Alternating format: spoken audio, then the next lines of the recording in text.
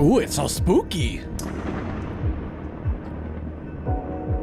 How's everyone doing? Nicholas! Nicholas is in the audience. What's up, Nicholas? Got the whole Reason gang from the top to the bottom and everything in between. The whole Reason gang is here. Now listen, guys. I am about to ruin this mood like you've never seen. I've set up this wonderful Halloween spooky vibe, and I'm about to come on camera and take it from spook to, I don't know, creep? Spook to WTF. Let's do this, guys. We are going live on the Reason Halloween live stream. Boom! What is happening? Guys, let me tell you something. All right. No, I have not done a sudden fashion change. Although, I got to tell you, I kind of do want to just go around all day like this. Maybe I'll make this my look. I made a comment in the reel, you know, the little Instagram reel and the YouTube short that announced this live stream. I made this comment that, yeah, maybe I'll be in costume. I was kind of I wasn't planning on saying it, but it came out of my mouth, and then some people latched onto it. And you know who most latched onto it? The folks at Reason Studios. I started getting asked, what are you going to be for Halloween? What are you going to be for Halloween? And I kept going, I don't know. And I started trying to think. And so while I was thinking of it, Sarah Roos, who's our CTO, Chief Technology Officer, we're having a weekly all-company meeting. It's called the Friday Beat. It's a little kind of get-together where we talk about things. And she took a poll in that meeting of what should I be for Halloween. And I don't remember all the choices. There were 4 choices. One of them was Lemmy, and one was Elton John.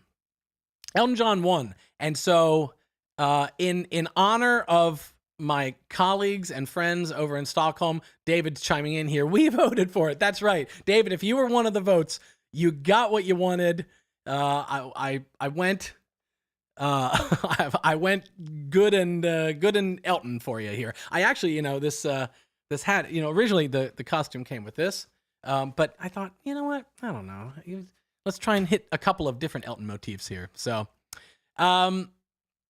anyway, guys, I am feeling good. I hope you're feeling good. Are you ready for a live stream? Because listen, we got a lot to do.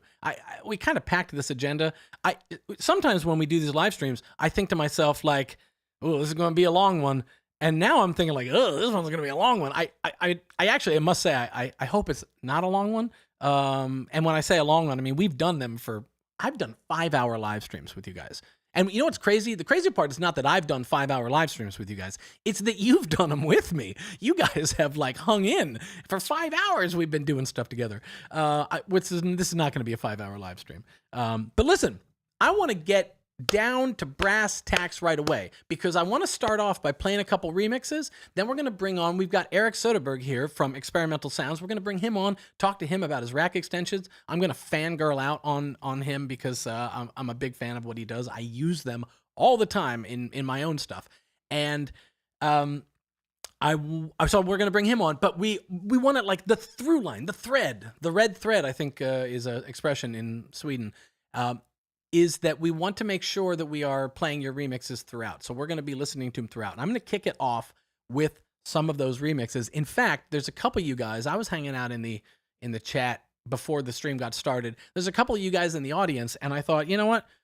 I got you on my list to play, so rather than make you wait until, you know, hour 2 to maybe hear your remix, if you're watching, I'm moving you to the front of the line here. I'm just going to play some of your remixes for the folks I know are here. Now, I know what I'm doing. By saying that, I'm going to get flooded with comments. My one was called to this, play this.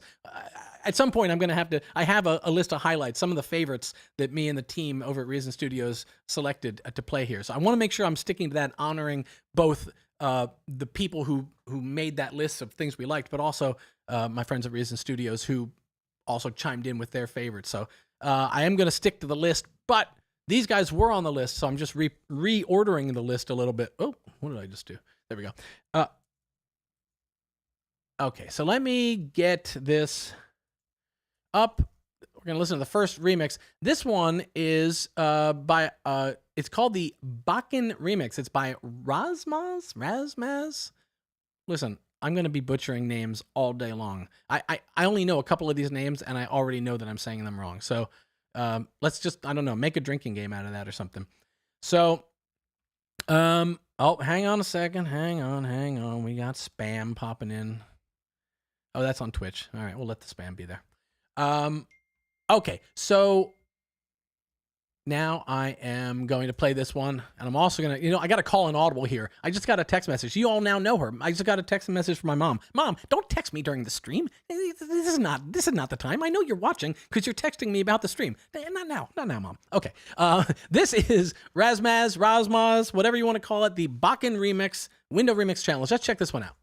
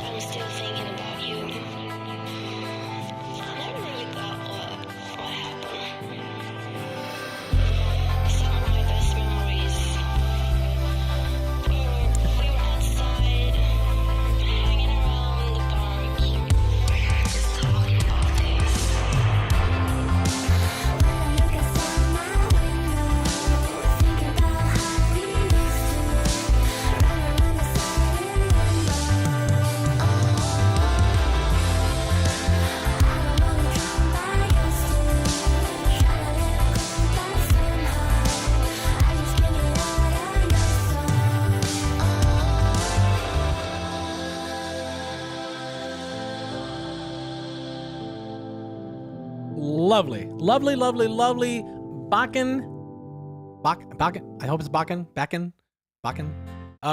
You know what I liked about this one when I heard it, the first thing that caught my ear is there's this acoustic guitar, which let us know in the comments if you're playing acoustic guitar or if that's like A-list acoustic guitarist or something like that. Because this little thing.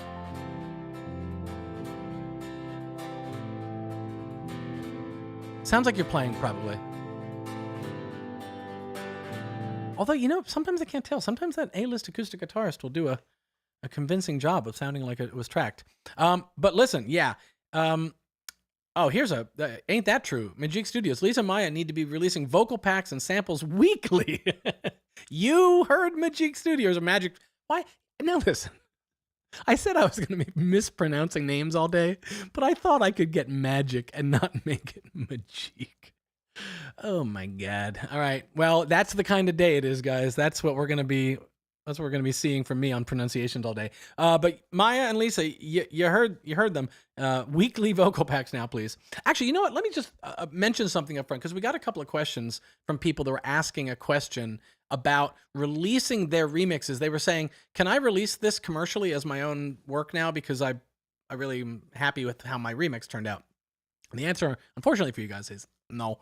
The song, the lyrics, the melody, all that stuff, in respect to the artist that we work with, unless we explicitly determine it beforehand, the work that they do, the stuff that they write, ends up being just like if they had written anything for themselves. They retain that copyright to it. So effectively what happens is Maya writes, and Maya and Lisa, I presume they wrote together, but they wrote this for the music that I made, and then in a in an implicit way, they licensed it to Reason Studios for their use, our use, however you want to pronoun that, in the video, but they still retained that song. So people that are wanting to commercially release their remix, I mean, you could reach out to Maya and Lisa and, you know, strike up a deal, but within the actual remix itself, that's not something that is automatically there.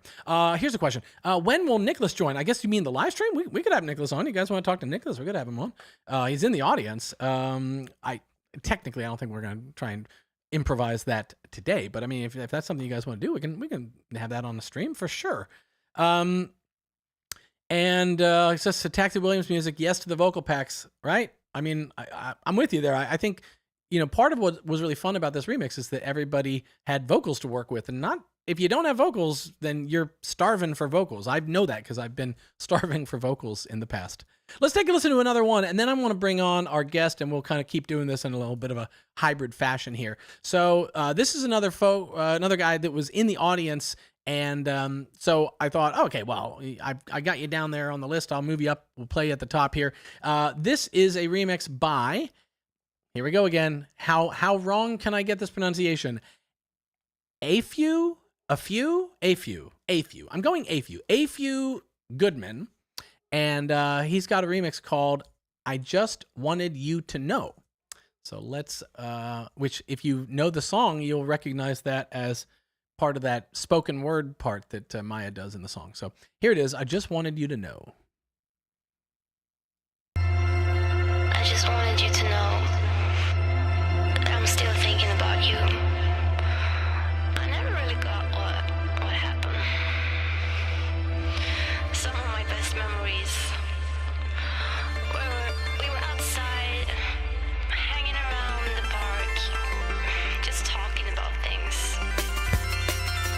When I look outside my window, thinking about how we used to run around the side in limbo. Oh, I gave you all I could, even roses made of gold. Try to get what's on your mind. You never took the chance to say what you dreamed of, just standing away. Try to get what's on your mind. When I look outside my window, thinking about how we used to run around the side in limbo.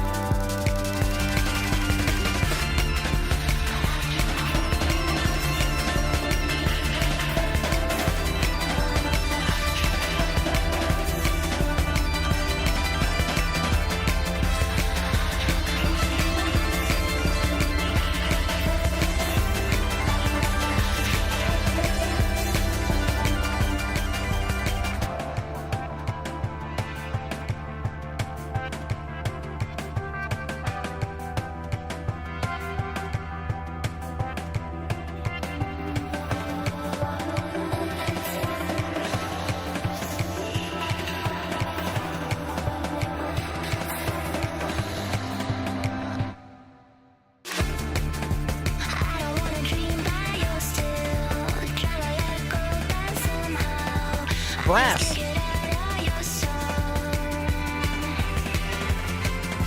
When I look outside my window, thinking about how we used to run around the side in limbo. I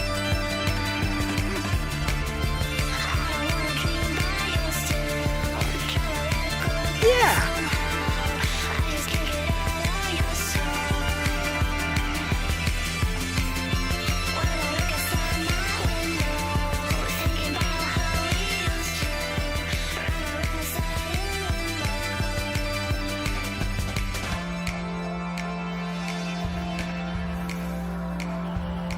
I mean, I like the snaps.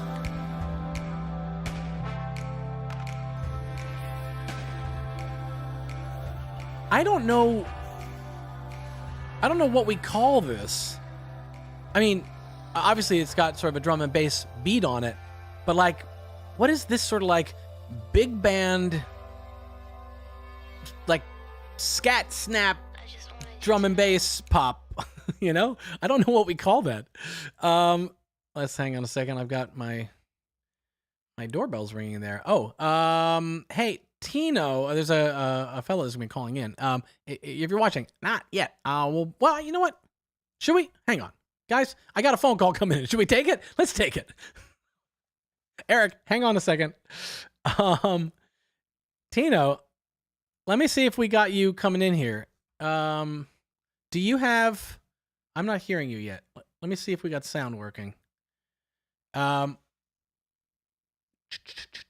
me see if I'm gonna try and pull you in and see if it's working.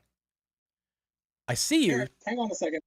Oh, I hear you, but there's a delay. Can Like you hear me? nothing else. Yeah. Let me see if we got you coming in here. You don't have headphones, do you? You have. I got some my earpiece, but it's not. This doesn't seem to be working. Oh. Is it not working? That's going to be a tricky. Because we're hearing me on a delay by about 3 seconds. You don't have headphones, do you? Oh God, it's even longer. It's a delay of like, yeah, it's a long delay. We might, if this is how it's working, we might just have to be kind of brief here. So people can put up with the delay, and we'll just we'll have a quick little hello and chat, and I'm going to play a remix because what I should let the audience know, the reason Tino's calling in here, Tino's one of the winners. So congratulations, Tino, on being selected one of the winners of the Window Remix Challenge here. And I wanted to play your remix for everybody, and we'll talk to you a little bit about it. You want to maybe tell us before we listen to it? You want to tell us a little bit about what you did with this remix and how you approached it? Well, yeah. I literally opened the companion app and saw the remix competition on the last day. I came in late from work and I thought, oh, this seems to be like a decent challenge to do. So I thought, let me go for it and see if I can get there within the time frame. I don't know if I did, but yeah, no, it worked. It worked out well. I mean, I had something sitting there for a while. I thought, let me lay the vocals over and see if they work. And they kind of did and they kind of didn't. So I stripped out certain things, laid certain things in, found a decent sample that I could run through, and it was running well with the girls' vocals. And I thought, okay. So I carried on, and yeah, like you said, we're starving for vocals as producers. So I do vocals as well. So I thought to myself, yeah, why don't I elaborate on what she was saying on the chorus and on the speaking part. So I thought, yeah, I wrote the rap and then wrote like a 4-bar thing right at the end to continue on what she was saying, just to end off the song and stuff. So yeah, I mean, it took me a couple of hours to do, but yeah, I managed to get it uploaded. And I thought, you know, even if I've missed the deadline, I might as well just upload it just to see, you know, what could happen from it if, right, you know, if anything, you know. Yeah, I mean, it makes, why not? You know, like I remember when I was a kid, I won a contest. It was a little stupid jewelry trinket thing, but I remember when I was standing in line saying to my my mom and brother, I don't know why we're standing in line to just lose. And then we got to the end and then we won. And, you know, I was like, oh, right. Because sometimes just try it, you know? So, well, what I really liked about your remix was the thing you mentioned there at the end that people, you know, if they're half listening and chatting might have missed, that you added your own bars to this, which that's great. I love that stuff. You know, when like, I mean, I love what everyone's doing with these remixes. And I actually haven't had a chance yet to like just tell everyone like, guys, you did amazing stuff. There were hundreds of remixes and they're just amazing. But one of the things I always love about the remix submissions when they come in is somebody who was who took the spirit of the song and kind of the featured vocal of the song, but they didn't treat that like the start and ending point for what vocal material they had. They actually took that as like the launching point for kind of their own lyrical expression. And I just always I applaud that when anyone does it, because as someone who has done lyrics, that takes, you're putting yourself out there even more than you are when you're just doing, you know, the music part of stuff. At least I am. That's how I feel. And so when I see someone do it, I respect it, and it definitely catches my attention. So Yeah, it's because I'm from the kind of old school of remixing. So when someone says to me, "I'll do a remix," I have to elaborate on that and take it further. Like, the classic, it's a bad example to say, but like R. Kelly and his Ignition. So he had Ignition and he had the Ignition remix, and they were so different from each other. And, the lyrics were rewritten, and it was just like, yeah, that's the kind of school of thought that I come from. So, because I was a DJ when I grew up, and DJing went on from that to production. So yeah, and Right. then vocals. Yeah. So yeah, that I agree with that. That's the because yeah, I read the brief and I thought, yeah, understood. So I'm going to come up with something. And I love yeah, I it. just sat there and I just worked at it and just thought, yeah, even if I don't reach the deadline, I'm gonna submit it. I don't care. Yeah, love it, love Yeah. it. I mean, that really that is kind of the key to this too. Is that like a lot of creative things that we do, it's not always about the prize, and that prize can be a remix contest literal prize. It could be the ambition and success you might hope to achieve down the road. There's all those sort of things that you can think about, but a lot of times the real win is making the music and actually having some little prompt. It can be that just that little nudge you need. Like if you had seen it a week earlier, you might have not jumped on it because you were like, oh, it's the last day. Like that's Yeah. just that little sort of spark. And and it's funny how creativity works that way, that sometimes Yes. your creativity can actually be ignited by the sense of urgency or by Yeah. the parameters. It can be like, oh, if someone had said to you, just hey, make music today. That's open ended. Well, who knows what you make? But if it's like make music using these stems, well, now you've got a box to work in, and it can actually kind of. Yeah, I have a metaphor I often refer to this as. Have you ever when you got a garden hose and you hold your thumb on the garden hose, and as Yeah. you press harder on the garden hose, it actually makes the water shoot out faster and harder. And there's a creative version of the garden hose where it's like, instead of just open ended, make whatever you want. It's like, no, use this material, and it squirts out faster. So I love any prompts like that make us all more creative. I just think are great. Well, let's take a listen to your remix. I think everybody's probably curious to hear it. So let me load it up here in my thing. And guys, we are listening to one of the 3 winners of the Window Remix Challenge. Here we go. This is called it's called Window Remix Challenge. Here we go.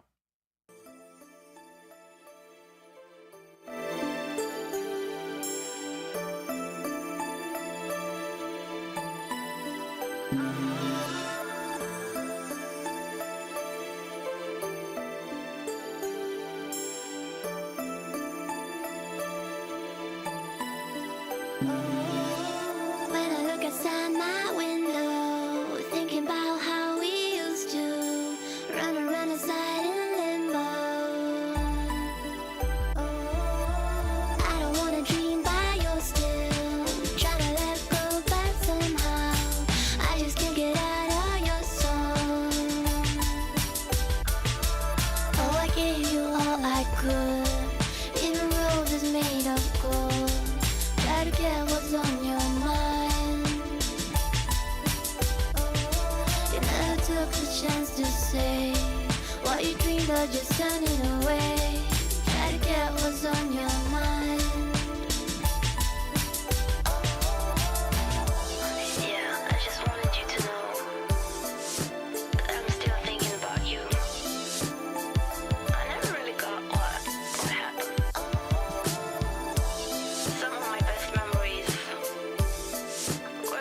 we were outside, hanging around the park, just talking about things. We were together for a minute, but that seemed so sus. It was always you and me, it never felt like us. We were talking in the park, yeah, I must admit. But it was always me engaging conversations you'd never commit. Got bored of talking all the time, the shit was played. At times intentionally rude, but then you still stayed. Said the same story twice, you never noticed. Lean up in the clouds, I could tell you weren't focused. Stayed this long cause of our physical attraction. What man would say no to some sexy transactions? But in the end, it wasn't enough. I had to bounce and I know you took that rough. We wanted 2 different things, but I weren't ready to settle. I remember in the end you got your friends to meddle. Out in public calling me all the names under the sun. sun, so you can't really blame me for the hit and run. When I look outside my window, thinking about how we used to run around the side in limbo. I don't wanna dream by your still, trying to let go back somehow. I just can't get out of your soul. When I look outside my window, thinking about how we used to run around the side in limbo. I don't wanna dream by your still, trying to let go back somehow. I just can't get out of your soul. You never took the chance to say what you dreamed of, just turning away.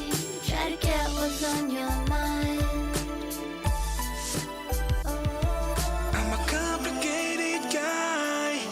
You don't need to understand it. Can we put this to rest? The universe demands it. Ah, Tino. I love it. I love it even more the more recent I've heard it. You know, what I love about that is, I mean, there's so much about the production that's really great, but conceptually you did this really great thing where you turned what was like a diss song that Maya was writing into a conversation, and all of a sudden you get this whole other perspective. You're like, oh, well, hold up, wait a second. It's maybe she doesn't define all reality here. Maybe there's something else going on to this story. You know, they say, you know, there's three sides to every story: yours, mine, and the truth. It's like you're trying to pull it back into the truth by giving it the mine part of the story. So, that was really cool, really really cool. Oh, you're mute. Wait, are you muted? Somehow you've gone muted. Oh, now you're not. Muted? Okay, you're back. You're back. Sorry. Yeah, no, I appreciate that. Yeah, and Yeah. everybody in the comments here are fans as well. I've been throwing them up here on the screen, and everybody's loving it. So, listen, I got another guest waiting in the wings, so I'm going to jump over. But I want to congratulate you on behalf of the whole Reason gang, on behalf of the folks in Stockholm and myself who listened to these and just enjoyed the heck out of the hundreds of them, but really found something special in yours. And so keep up the good work, keep up the music, and I hope we see you showing up again in more of these remix challenges, because it's nice to have that sort of your lyrical element, your creative sort of spin that you took on it. So Thank you, sir. Thank you. Appreciate well done, sir. All right, I'm going to jump over to my other guest here. We'll talk to you later. Congratulations again. And okay, guys, now that was it was a little bit of a retiming there, but I'm glad that Tino did manage to call in. I've asked the folks who I've alerted the winners. So there's two other guys out there, and they know that when I start talking about their remixes or playing their remixes, they're going to call in. We're going to try and talk to them too. We'll see how it works. It's always, when I do those things, it's always a little seat of our pants here, but so far it's worked. But now we're going to go seat of our pants, a little more firmly seat of our pants, because we've tested this one a little bit here. We've got our guest. I wanted to bring our guest on here today as well, because as much as I like talking nonstop for hours while playing music, it's nice to talk to somebody else and talk about their stuff as well. So we're going to do a little dualism here. We're going to listen to some remixes, but we're also going to talk about his rack extensions, because he is a rack extension developer. You might have some of his rack extensions. If you don't have some of his rack extensions, here, I kind of want to take off my Donald Duck hat and put on my like promotional sales guy hat for a second. It's something I almost never do, the sales guy thing, but I'm doing this one because I'm a fan of his. So it's more of like an evangelist thing where I think other people should have his rack extensions. If you don't have them, they're on sale right now in the shop. So like, you know, like, I don't know, if you like, if you don't hate saving money, and you're like his rack extensions, well, that's, you know, chocolate and peanut butter coming together. It's a good combination there. So, but listen, Eric Soderberg from Experimental Sounds, this is who I'm talking about. We're going to bring him in as our guest, and we're going to talk to him for a little bit. Eric, let's see how this goes. Are you with me? You are with me. How you doing? Wait. Hey, yeah. Hey, there we are. Okay, cool. Wait, now, Eric, we might have a weird delay again. I think we might have an enormous delay. Oh, it's a huge delay. I cursed it. I cursed it because I said that Oh, this one no. we had tested. Okay, here's what we're gonna do. I'm gonna switch back to my cam. You're going to disconnect and reconnect, and we're gonna reset it that way. Okay. So hang on a second. Think we're gonna do that, and then I'm gonna jump over here. Okay. Let's see how this goes. Why do I have got weird bars on the side there? Okay, Eric's calling in again. We're gonna answer him again. We're gonna see if this goes. It's one of these guys, one of these days, guys, where technology is being, well, being what it always is. Why do we have AI that can write, legal briefs and term papers, but we can't sync up audio and video on a call yet? Are you with me, Eric? Yes. Yeah, we're in sync now. Okay, so if that happens again, that's just what we'll do. We'll kind of play it by ear that way. How are you doing? Welcome to the Reason live stream. Thanks. Good. How are you? I'm good. And I got to say, already people are peeping this here. Merch alert. Chris Mitchell says he's catching your. I don't think he means my Dodgers sequin shirt here. So yeah, the Sadist. Chris Mitchell, let us know in the comments. Are you a Sadist user? I mean, maybe let us know more broadly. Are you a Sadist? I don't know. Is that something you're into? No shame, no judgment. But maybe you're a Sadist rack extension user. Let us know. Here's some other Uncanny Telepathy. I know that logo. Yeah, man. Absolutely. You know what Eric was just showing me? I'm gonna tease this, Eric. Yeah. This may be coming soon to a social media campaign near you. We don't know. Don't take my word for it. But Eric has made a couple of. You want to show them to people here a little bit? Eric has made some sticker packs. Who doesn't love sticker packs? Logos for all. That's for all your stuff, right? All your. No, it's a few of them. Okay. Like Sadist, Oroboros, Amalgam. Awesome. I love it. It's funny, the Reason box, when people back in the day, when people were buying boxed copies, it was the only way to get Reason was a boxed copy. And it came with, a few stickers, a couple of Reason stickers and maybe a propeller head logo or something like that. It was like just a handful of stickers. And you could watch, there was this funny transition that happened as it moved into the gray area where you could still buy the box, but you really were downloading the software. The biggest value of the box was you got the stickers. And so people were just like, at some point there were no stickers. Like, where's the stickers? This is madness. It was unthinkable that you wouldn't get your stickers. So, Chris, not a Sadist user yet. Okay. Thank you for rewording that, Ryan. Yes. Anyway, well, listen, guys, if you don't know Eric's work under the moniker of Experimental Sounds, which if you're I gotta just let them know, guys, if you're gonna look for this stuff in the shop, don't spell experimental like you might spell it. You're gonna spell experimental experimentally. And that's gonna be what? EKSS experimental, right? Is that the correct spelling? EKSS. Eric, tell us a little bit about, I guess, your journey into rack extensions, because I can see from the blinking lights behind you that you come to the world of Reason and the world of instrument. Yeah, there you go. There's Oh, geez. some my stuff gosh. there, yeah. There's some stuff there. That's a good way to say it. There's some stuff. So I can tell that you come here not by way of someone who was trying to decide if you were going to open a hot dog stand or start developing rack extensions, and you were weighing the pros and cons of both equally viable businesses. You instead were someone who clearly is passionate about music, synthesizers, effects, audio, all that stuff. But let's know a little bit about what takes you from being a guy who's playing with wires on your hardware to being a guy who's developing skeuomorphic, realistic looking hardware rack extensions. Well, I started with Rebirth, like exploring making music in the computer way back in 99, I think. And then I started to use Reason, and I thought it was much simpler to use Reason than to use hardware. Like the problems with the cables were gone. Right. And everything. So that was like a hobby of mine, music making, and my main job has been in graphics since I left school.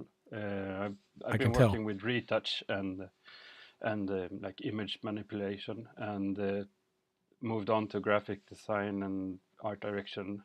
And when Reason came with the combinators that you could design your own backdrop, Yeah. I started to build my own synths, like a premature, or how to say, like a pre version of rack extensions. Yeah, and this is but- just for people following along. You're talking about not the combinator as someone might know it in Reason 12. This is the original combinator that Yeah, had the old one. It only had 4 knobs. It only had 4 buttons. You couldn't reposition them. You couldn't design what those knobs looked like. All you could design was the background of the combinator. And I can only imagine that you took that and went like, challenge accepted. Let me see what I can do with this. This is really cool. Yeah, I wanted to do like some graphic that made them look like very different devices. So I used 3D to add the depth and different sections of maybe split the combinator so it looked like 2 instruments with a small patch browser or something. Right. Yeah. So You did something that I saw and I immediately was like, well, I am stealing that trick. And it's a combinator backdrop where you make it look like it's only a half rack device. And so you've on the second half of the combinator, you make it basically you can see through the device to the back of the rack. And to make that illusion work, you actually added what looks like the cables dangling past that cavity that you can see through. And obviously those aren't cables. If you flip to the back of the rack, those cables have no relation to what's actually behind the rack. But when you're looking at the front of the rack, it totally sells the illusion. And I saw that and I was just like, yeah, okay, cool. That I don't know how I didn't think of that, but I'm glad Eric did because I'm going to use it. And I think I used it. I think, was it, I can't remember if it was for it might have been a Halloween combinator that we gave out. And I designed the combinator skin for that. It's one of those. I'm long overdue in giving you the head nod and the credit you deserve for that. Thanks, man. But so you started with combinators, but then you at some point you moved into designing the UI for rack extensions. Once rack extensions became a thing that was happening, right? Yeah, it took a long while because I thought that I could use this instrument developer toolkit, or Reason released something called IDT. It was supposed to be simple to build your own rack extensions without knowing code. So I dived deep into it, but I didn't understand anything because it was too much code for me. Right. I did the same thing when they it was really simple, but the developers were like, yeah, IDT, you don't have to know code. And I downloaded the SDK. And, the funny part is I used to, like, before I was doing video and music work full time, I was doing coding. I was doing back-end database, SQL database stuff. So I was like, I got this. I can figure this out. And then I downloaded it and I just had this moment of like, ugh, like, I mean, I'm sure I'd figure it out, but I think maybe I'll keep making music. Yeah, I had some experience of like HTML and CSS code for building web pages, but this was not related to the actual code needed for building rack extensions. Different skill set for sure. My first rack extension was ES01. It's an emulation of an old synth. And for that one, I contacted Niklas Backlund, who is head of Robotic Beam. Right. And we did a exchange program, or how to say. I helped him with some graphics, and he helped me with some code. So that was my first rack extension. And gotcha. I just had to like do the art direction and the creative part of like deciding how the synths should work and look, and he did he realized it into code. I love it. Well, I want to show people. We're going to check out some of your rack extensions. I have them, some of them in my rack here, so we're going to pop them up. But let's not lose sight of our dual task here, and let's listen to a remix. What do you say? Take the remix first. Okay, so I'm gonna play. I've got a couple here. So the way we did this is a team of us. It's a very crack team of musicologists and experts over at Reason Studios. We get together, we listen to hundreds of these remixes. We all made a list of the ones that we highlighted and thought were kind of cool. Then we saw which ones overlapped. Then we shortlisted and then we picked the winners. But we have our own little lists of things that we liked. And so I made a highlight list of some of ours. And this one was particularly chosen by Maya. And I wanted to kind of give her the credit for picking this one because it's her vocal. So I thought, you know what, I've got a couple here that are like just specifically Maya flagged them as like, I like this one. And out of, I guess, what would you call that? Deference to the songwriter, a performer, we're going to share, this is a Maya endorsed remix. Let's check this one out. This one is it's by Cathedral. And it's called Windows 2023. Which I don't know if that's a Microsoft reference, but I kind of like it.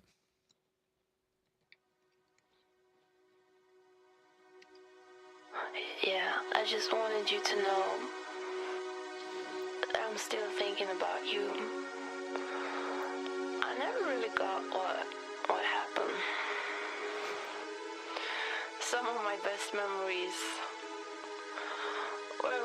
we were outside, hanging around the park, just talking about things. You never took the chance to say what you dreamed of, just turning away. Try to get what's on your mind. When I look outside my window, thinking about how we used to run around aside in limbo. Love that change. Oh, I gave you all I could, even roses made of gold. Try to get what's on your mind. You never took the chance to say what you dreamed of, just turning away. Try to get what's on your mind.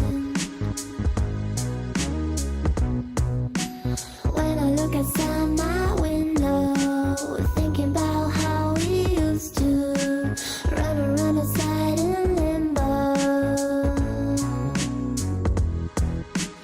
I don't wanna dream by your still, trying to let go, but somehow I just can't get out of your song. Yeah, I just wanted you to know that I'm still thinking about you. I never really got what happened. Yo. Me too. Some of my best memories we were outside, hanging around the park, just talking about things. Yo. When I look outside my window, thinking about how we used to run around aside in limbo. Yeah, funky bass. I don't wanna dream by your still, trying to let go, but somehow I just can't get out of your song. Love it. Cathedral. Yeah. We love it. Now there's some really cool harmonic choices going on in there. You know, they took I'm going to assume, Eric, that you're not as intimately familiar with the song as I am because you haven't listened to it 200 times in the last 48 hours. But No. there are some really interesting harmonic reharmonization choices that they did there, where they took what was a kind of pretty traditional drum and bass kind of chord progression and moved it into this kind of loping kind of donk donk donk, and then that ascending donk donk donk donk donk donk donk. Like that was really clever. I love Like what they did there. The bass was really funky and groovy. I was going to ask you about the bass because as a man with more patch cables in that room than I probably have had in the last 25 years, what is the criteria for you? You must do some bass sound design with all those modules? And what makes a great bass sound to you? 303. Oh, end of list. No. Well, it's made for bass line, but yeah, most synths are good for bass if you just tune them right. But if someone were gonna approach a synth for the first time and just kind of start poking around, would you tell them, okay, listen, like go to a sawtooth wave, take your low pass filter and kind of take it down a little bit, increase the resonance, boom, you're off to the races? Or is it like square wave and I don't know. Yeah, I've started to like sine waves very much in the later years because it's so clean and so it's very powerful. Now, are you putting like some kind of shaper or distortion on that to give it a little harmonic content, or are you just going like pure sub? For pure sub, it's great. But if you want more, a little bit like harmonics, and then you can run it through some kind of saturation or distortion. Gotcha. Well, listen, while we're talking about instruments and your preferences, why don't we check out some of your stuff here? So I'm going to jump over. Oh, your voice disappeared, Ryan. Wait, it's coming back. It's back. Yeah. Thank you. And we were about to get flooded with comments. What I was saying is, why don't we jump over here to my Reason rack, which I've already got some of your stuff in here. So why don't we, let's start with what I've left open on the screen here. This the one you're wearing here in the on the t-shirt here is Sadist, and I mean, what a perfect transition to talk about, well, everything we've talked about so far, your love of modules, which are surrounding you right now, but also sort of your early combinator work where you were trying to subdivide the panel, the Reason rack panel, from being a full rack device to being, subdivisions and modules within a panel. And that is exactly what you've done here. It's really quite nice. I'm going to see if I can zoom in for people here. And like you said about seeing the background, is kind of the same with the tape echo on the sides. You can see the hinges going behind the rack rails. I mean, I don't want to play favorites, but I'm going to play favorites. This is my favorite design. Dare I say, I don't know. I don't want to hurt anyone's feelings. It might be my favorite rack extension, like case design of all time, because it is so tangible. It's like I can't touch it. And what I love about the Reason rack is that it feels like you can touch this stuff. But this one, it's so enticing that I almost feel the sense of longing and frustration that I can't touch it. It's like, I want to know what does that border feel like? Is that, it's not Tolex. It's like some kind of like rubbery foam or something. I don't know. And I'll never know because it's pixels, Eric. It's only pixels, but I love it. It's great. It's really a great one. What did you base this look off something, or are you just sort of dreaming up and being like, oh, maybe I'll make a thing that has sort of these weird like hook mount half rack screw things? No. Well, the basic idea I had was like a little bit from the Roland CE555 Echo. Yeah. Just a chorus echo. So I wanted to do like that kind of machine, and with the Tolex box and a chorus and a reverb, and I wanted to have a slider to change the delay time. Okay. Inspired by a delay called HH that a friend of mine had for his stub experiments. It's really cool that you can slide the time back and forth, and it's like Let's check it out, because when I'll just grab for a second. I have my guitar sitting next to me, first, and that's what I was messing with. That's why this stuff was sitting in my rack. Frankly, I just forgot to delete it before we got on the stream. But wait, hang on a second. We're going to nope, wrong way. Hang on. I recommend you to flip the rack and lower the slide time, so it's like the minimum time, because it's more cool. flip the rack. Okay, wait. I'm gonna flip the rack. And And then you oh, have slide time here, Slide time, yeah. and take that to the Mine- minimum. Minimum, yeah. Then Okay. it's the most responsive. Oh, okay, cool. Okay, so but before we let me back up here, so we're seeing both things. Before we bring that into the mix, let me just get my guitar sound going here, so people see what we're coming from. So it's just a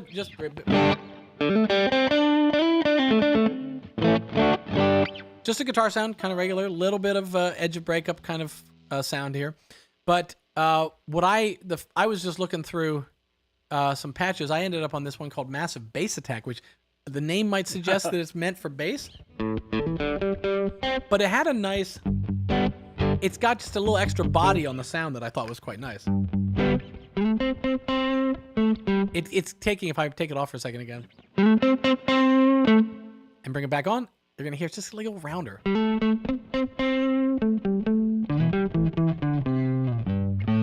So, really cool. And we're going to come back to Sadist in a second. But let's jump into Tapa for a second. So I'm going to bring this on. Okay, so now. Oh yeah, someone said Roland 501. Yeah, it was part of the inspiration. Oh, right on, yeah. So this the slide here, I'm going to attempt to use my mouse, play guitar, and host all at the same time. So if I move this here. You might need to increase feedback quite much. Oh, okay, let's do that. Oh, there we go. Okay. Then you can like.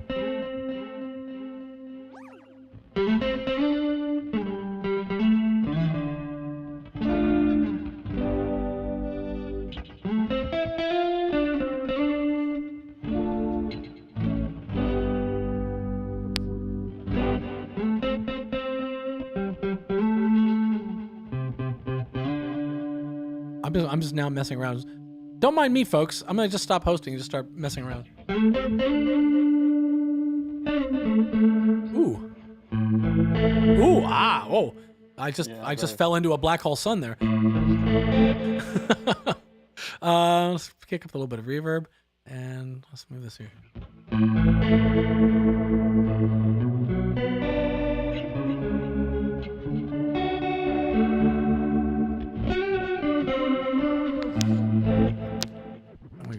Here. Now, what if we go really long? We just get. Oh, there you go. Yeah. And what are these 3 delays here? Yeah, the delay times. So Oh, 3 okay, is the longest. You have a little sheet on the back of the device for. Let's cheat. Oh, I see. There you go. Yeah. 1, 2, 3, and it's, if you have sync on or if you have. Okay, so this is gonna be my. That's gonna be my longest. So if I go this, it's gonna be real quick, right? Yeah. Okay. Yeah. It's almost like a sort of the early kind of fake reverbs.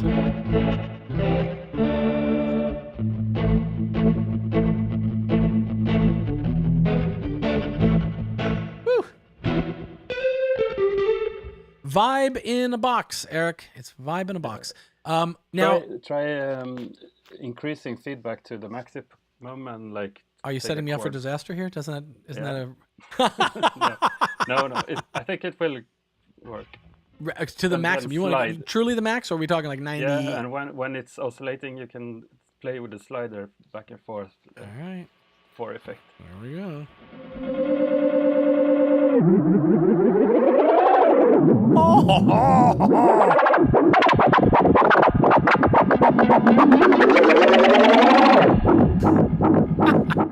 Yeah, it's cool. I mean, it's weird because it's like a spacey effect, but also it's verging on like DJ, almost like turntablism kind of vibes there for a second, you know? Yeah. There's a couple moments in there where it sounded like I was like, chick, chicka, wicked, wick, you know? A lot of my stuff are inspired or made for dub mixing, and in dub you use the effects like instruments almost. Right. It's like you have the stems and you give them new life by playing with the effects and. Gotcha. So yeah. Let's let me jump over for a second. Let me jump back up to Sadist for a second, and let's just talk a little bit about Sadist. Sadist is yeah. Well, you tell me. It's a multi-stage effect device. So it's not just Yeah. an effect; it's multiple things. You have 4 slots: saturation, compression, effects, and distortion and overdrive. And then you have an input and output stage, and the sound goes from input to saturation to compression to effects, and Just moves from linear left to through right. that. Yeah, Yeah. And each slot has 5 different modules. I'm seeing that. So if you click the small arrow in the top, Yeah. that's like. Okay, if I phaser. bypass, okay, there, bypass blank plate. Okay, good work there. Oh, did I? I've gone into my single coil pickups are providing some music. Is there a cool is there a cool patch maybe that would Oh, what do we think here? I don't use patches much myself, so I Oh. tend to make a few for the device, and then I will mostly initialize the devices and start. We'll go a to new patch. vintage phaser here.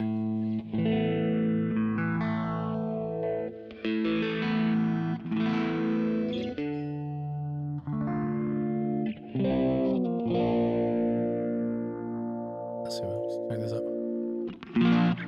Ooh, that's got a nice little bit of low end crunch. Yeah, the tape is quite nice. You know, it's funny for when I've had to stop myself when I'm putting guitar parts on things. I so easily fall into this like Gilmore thing because it always sounds like on patches like this, it just instantly starts sounding good. You know, when you've got a phaser kind of giving it that little bit of oscillation, you know? Yeah. Now I just want to finish the thought. Some movement. Why not? Okay, now the stream's going to get copyright strike or something. But cool. Well, I think the thing about these kind of multi-stage things, I think about particularly people who. One of the things I liked about the modules, the effects modules in Kong, which you can route audio through just those effects modules, and there's something to be said for when a sound designer or the rack extension designer or the instrument device designer is forced to work within a limited screen real estate. You know, it's like what's the 1 or 2 knobs I can put on this that's going to do something cool, and you sort of make different choices in the way that it operates. And then on the musician side of things, we end up making different choices because of the choices you've made. So there's this little neat reciprocal kind of hand-me-down kind of effect of working within this form factor, which I assume I am not a Eurorack synth guy. I've made a financial decision for my long-term stability to not get into that whole scene because I'll just start. I know how it'll go. I'll start spending on modules that I don't need because I like them. And but what I recognize from that whole scene is that it operates off the same idea. How much synthesizer can I pack into a little tiny rectangle, and what choices can I make as a designer? So I love devices like stuff like Sadist like this, where you've done that kind of choice making for us. So Yeah. And I like to try to have some space and air around the knobs because it's more like intuitive and beautiful to look at. And right. Eurorack can be so cluttered with like tight with the knobs and Absolutely. jacks and, I think that's something that people learned when the rack when the Combinator opened up in Reason 12 to being this kind of blank canvas where you could start putting your own knobs on, and you could add 32 knobs, 32 buttons, 32 faders. You could really go to town with it, and it was like this very instant design lesson for like anyone who tried it to be like, oh. Sometimes it's actually not great to just stack in as many buttons and knobs as you can. Like you think you're giving yourself flexibility, but you're actually robbing yourself of efficiency and creativity when you pack I really all that like stuff that metaphor you had earlier with the hose, where you like it's like that. If you have only 2 knobs, you have to use those.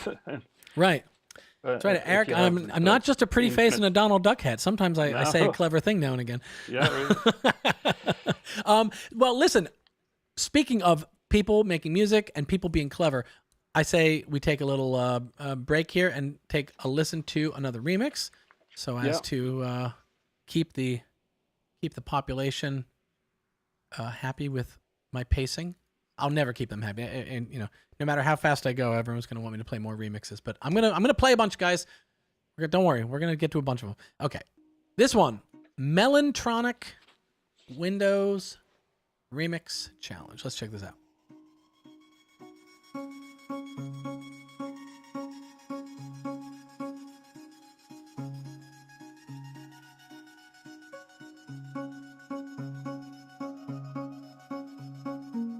When I look outside my window, thinking about how we used to run around inside in limbo.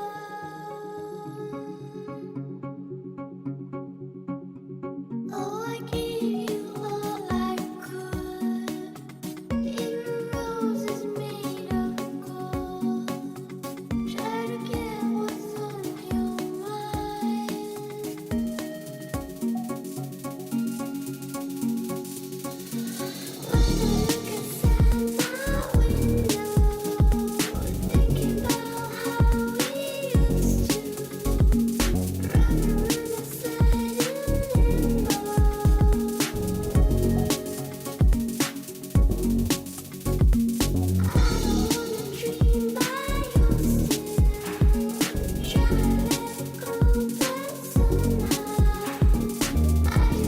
I'm jealous of the snare too.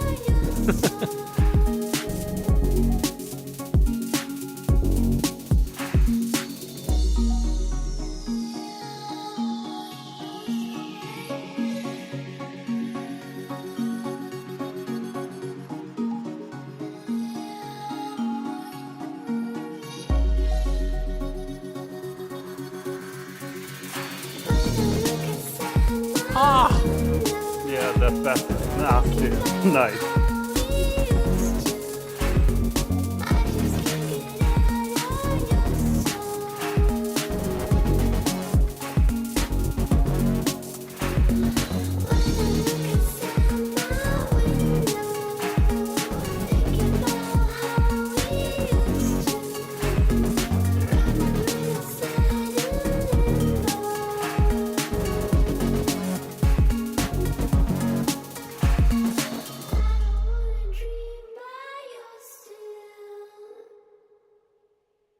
now that is awesome. And Melonic, cool. I want to request, if you have the ability to make content, I would like a track breakdown of how you made that. When that bass, I gotta listen to it again. I'm gonna back up for a second. Where was that? Fat bass. Yeah.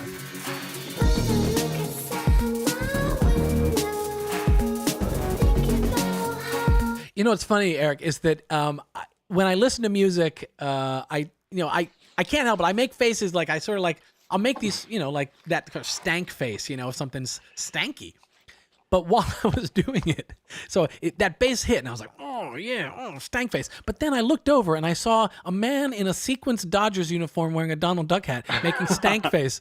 And let me tell you, that does not work. You can't be like, oh, that's bad. That's badass. No, can't do it. Can't do it as Elton John.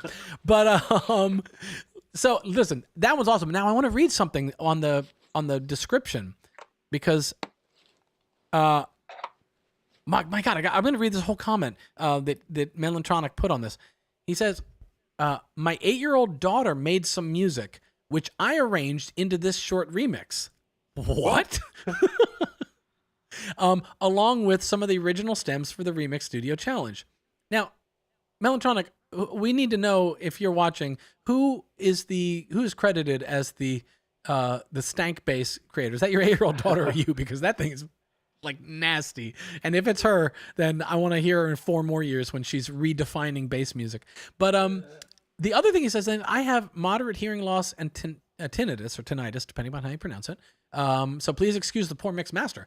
Mix and master, spot on. Sounded fine, I think. Sounded Yeah. great. The mix was great, and to the master, I'm even going to go one further, Melantronic, and say your master was in the top percentile of masters, because a lot of these masters, guys, this is a general. I'm going to make a little public appeal to you guys. When you're mastering your remixes, the loudness wars are over, guys. We laid down our weapons. We don't have to do it anymore. You don't have to run your mixes through a loudness maximizer like Ozone or the L2 or something like that, and then just like assault us all with how loud it is. It won't make us go, wow, that's the loudest thing I've ever heard. It must be the best. So you can always dial that back, guys. This is just a general rule. I know with great power comes great responsibility. So yeah, that's something to think about for if you've ever thought, it's weird that my music is so much louder than everything else I listen to on SoundCloud.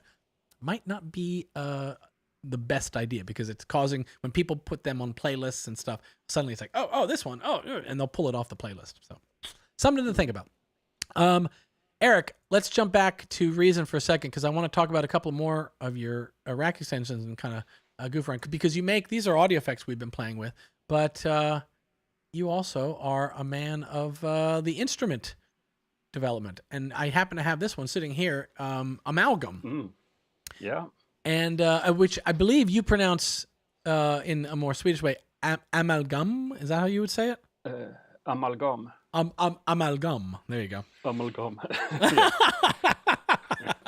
I do my best. I do my best with bad Swedish. So I would say amalgam, and I guess I'm going to stick to that so I don't sound like a weirdo. But hurdy-gurdy. that's right. Hurdy-gurdy. But tell us a little bit about Amalgam. It's a hybrid kind of thing. It has 3 FM operators and a pulse generator, a pulse oscillator, if you will, and a multimode filter, and a ring modulator, and a sine oscillator. So the sine can be used as a like a sub thing, and you can switch it over to ring mod and ring modulate everything. Gotcha. I say gotcha, but really, largely, I'm going to explore it to actually really get it. But it's now. Is this a sort of architecture of your own making, or is this inspired by maybe something you have behind you, or? Oh no, it's just dreaming freely. Dreaming freely. I love that. I love that. What a great way to describe it too. I was a little bit inspired of the colors by Buchla, because they have some colorful knobs and they do. Buchla's got a beautiful design, yeah. But the sound and architecture isn't very Buchla-ish. Okay, right. That's not that what they call West Coast style synthesis, which I believe, but not. Yeah. For folks that are a fan of that type of Buchla type of sound, don't quote me on this, but I've been told by Matthias that Complex One, one of our rec extensions, borrows from. It's not a straight ahead Buchla clone by any stretch, but some of the design philosophies are what has generally been classified as a West Coast style of synthesis. That Buchla was obviously the sort of main force behind. So, well, let me get some. Keyboard working? There we go. Okay. Oh, that was a Christmas song. Okay, so now I am a patch guy, Eric. So I'm just gonna pull some stuff up. There we go. That's the stuff. Hang on a second. Let's just not bypass. Let's expand. Let's go back to chords mode. As soon as I hear pluck, it's like I have to do it. I have to just. Yeah.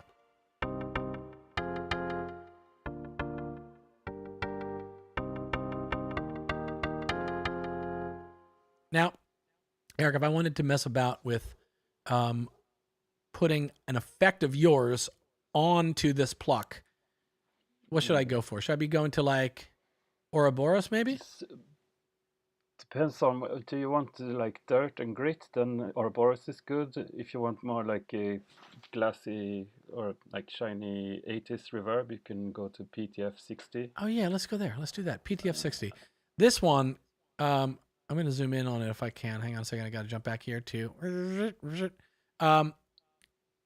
Now, Eric, I'm going to date myself here by saying that in the 90s when I was young, I was a young kid, but I was in studios in the 90s coming up and learning my trade, and I would sit around devices that looked like this and covet them and wish that I had them, and then I go to the music store and buy the very cheap imitation versions of these reverbs and end up with a sound that wasn't quite as cool. Actually, I gotta say, some of that stuff, like the old Elisa's MIDI verb and stuff, that stuff has turned a little bit into a kind of it's got its own sound now, so people do like it. But back then we were not excited about it. But these sort of algorithmic digital reverbs just have a sound to them. Quite often you have to dial back the mix a little bit because it's quite loud, wet signal. Is that a bad thing? I feel like I'm going the other way. Okay, we'll dial back. That's quite nice. If you switch the size to large and the time to long, then you have a huge, or pretty huge. Ooh, hey now. I'm gonna actually move that mix a little bit back up. That's one of those. Ooh, I really like that. That's one of those things that you have. Plate. Yeah, right. Of course. Let's plate. There you go. This is like a classic. That's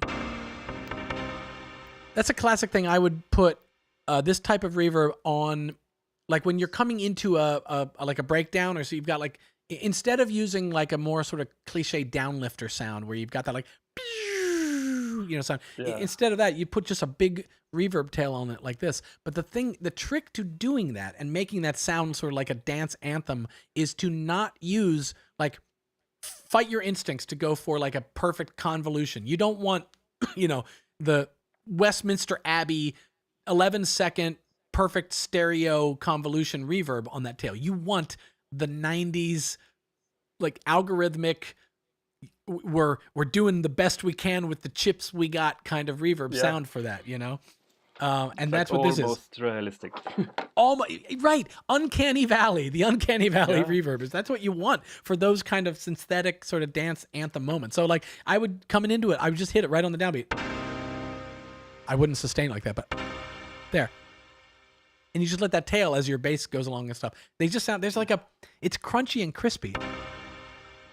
It's wrong. It's just wrong in the right way. I just love that stuff. Yeah. So, well, now let me jump back over for a second. You said if I wanted something crunchy. Yeah, Oroboros is. Oh yeah, Oroboros. Let's throw like Oroboros on there. Let me. I'm going to change my sound too for a second. Let's. What should I go to? Let me think here. Soft minor chord. Okay. Oh boy. Transpose. Then that's the FM operators are tuned to a chord, I think. So I should turn off my auto chord. Oh yeah, sure enough. Yeah. Oh okay, yeah. Wow, that's that's total house. That's like rhythm and sound, dub techno. Exactly. Yeah. Okay, so let's bring Oroboros into the mix and see what we're doing to it. Okay, so now, pretty simple. Oh, geez. Hang on a second. What am I doing here, guys? I've got, there we go. Yeah, there. Okay. So now we're going to kick up our distortion. Oh, yeah, okay. Ooh. Oh, so that's feeding into, I see. Wait, is it going, it's going the other direction. You can follow, like, from the red LED in the upper left corner, where it says input. Yeah. The signal goes to the delay. And then after it's been delayed for some time, it goes to the distortion and then to filter. Gotcha. And then to reverb. And you can feedback the signal from any part. You have a small feedback knob. Oh, okay, so feedback there it's not feedback in the sense of like delay feedback, but that's literally like feeding the signal. Well, it actually is in the routing sense. Yeah, it's feeding it back to the input, and it will be delayed once again and filtered and distorted, and so it's I should clarify for people, because when we tend to think of the feedback knob on a delay as if it just said number of repeats. And that's not what the feedback knob is. It's not actually the number of repeats. I mean, it is. That's the result you get. But what you're actually doing is you are feeding the delay back into the input of the delay. And so as you turn it up, you're getting more of that ratio. So this is feedback in the traditional sense that you are mixing it into itself. I gotcha. And since you have the distortion, especially, and filter with the resonance can increase the amplitude of the signal, there is some limitation and compression going on in the feedback channel. Oh, okay. So it won't go like totally crazy. Right. It will distort and sound pretty noisy, but it will keep in reasonable limits for mine. So I'm going to. Oh, go ahead. There's a knob before it, next to the LFO browser for the this one, and then you have feedback duck. Feedback duck. Yeah. There's the amount of ducking. I see. In the feedback channel. I see. Oh, you know what I'm doing? I do this thing all the time where I start trying to. I'm clicking my stream software because I'm looking at Reason in the stream. But I got to go over here. Okay, right. So. I'm trying to click on the screen. Yeah. Also, like to show you where the knob is. So. Okay, so I'm gonna pull the delay down and I'm gonna crank the distortion up. Whoa! That's exciting. Yeah. That's like true feedback. Yep. Is it? Oh, wait, now it's not there. Oh, because I didn't make any sound. Of course. Maybe initialize the patch to make sure. Reset device. Thank you. Okay, so now I'm gonna pull that down, crank that up. Oh, there it is. Oh yeah. Okay. Yep. Grit. Ooh. Yeah, it's kind of I like and transistor based. I hope that's coming out in stereo to the folks watching, because that's got a lot of crunch in the left and right side. The center's getting crunched too, but there's a whole set of stereo crunch going on, which is really quite cool. Oh, okay, hang on. I'm gonna leave that for a second. I'm gonna play with this filter because now I want to start low passing that off.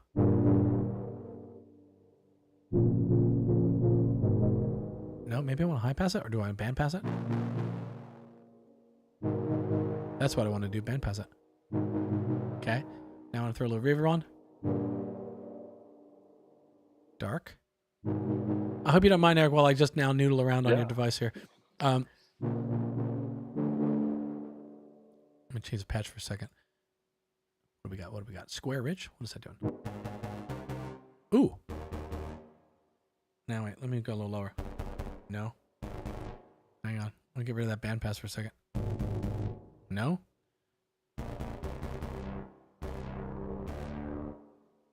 It's not doing what I was expecting it to do.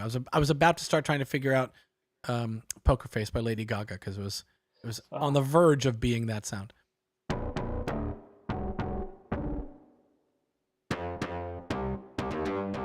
Okay. Now if it's all polyphonic, right? No, it's monophonic. Yeah. Okay. Sometimes. Yeah. Okay, right.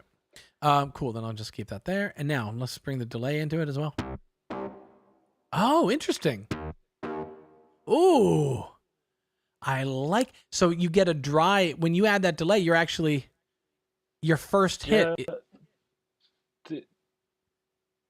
Yeah.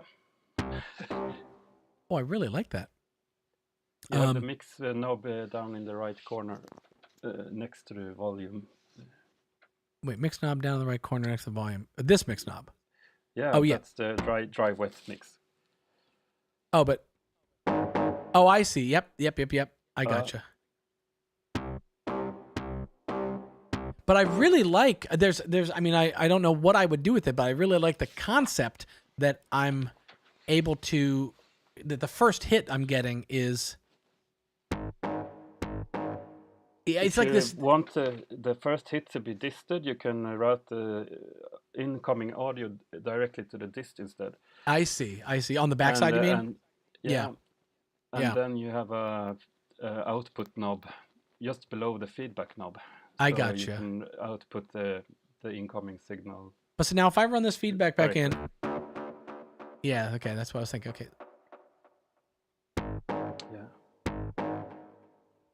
we can get just a little smidge more.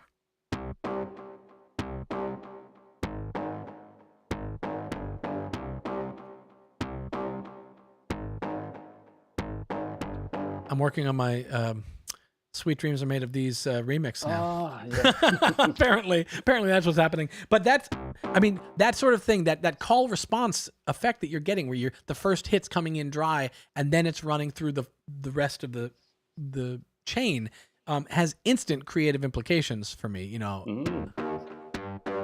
Awesome. Yeah, I'm a sucker for delay and stuff. But yes, going left, right nicely. I agree. Oroboros looks like a Techno Dream Machine, Samovar says.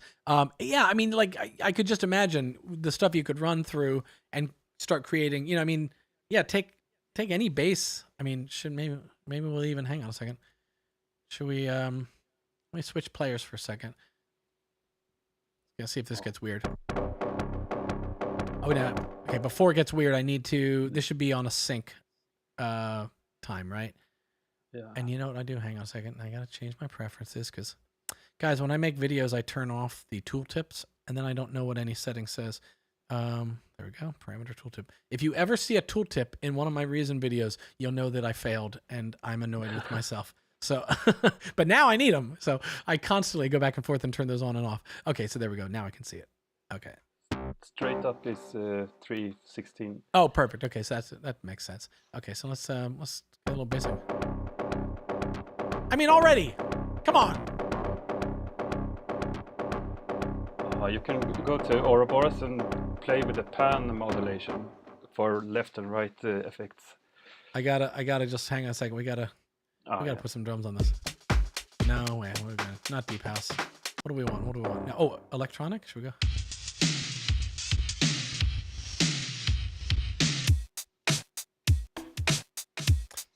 Let's see. I gotta make a quick decision. But oh wait, house. Let's put some house on it. No. Maybe. Yeah. Okay. Good work. We can go with this. Okay. All right, let me stop this here. Yeah. Oh geez, I gotta back out again. There we go. Okay. Now. Okay, sorry, Eric. I'm having too much fun. What was the knob you were saying you wanted me to adjust? Pan mod on Oroboros. Oh, You can have Oroboros. it, like, The pan mod. Okay, wait. Pan mod. There it is. Yep. yeah, Now, it's so I was related just to- wiggle. We'll see what happens. I get it. And it's based upon the low frequency oscillator. So if you change the LFO, Oh, it's coming from this LFO. It will affect the panning. Well, let's do that. We'll go to square wave first.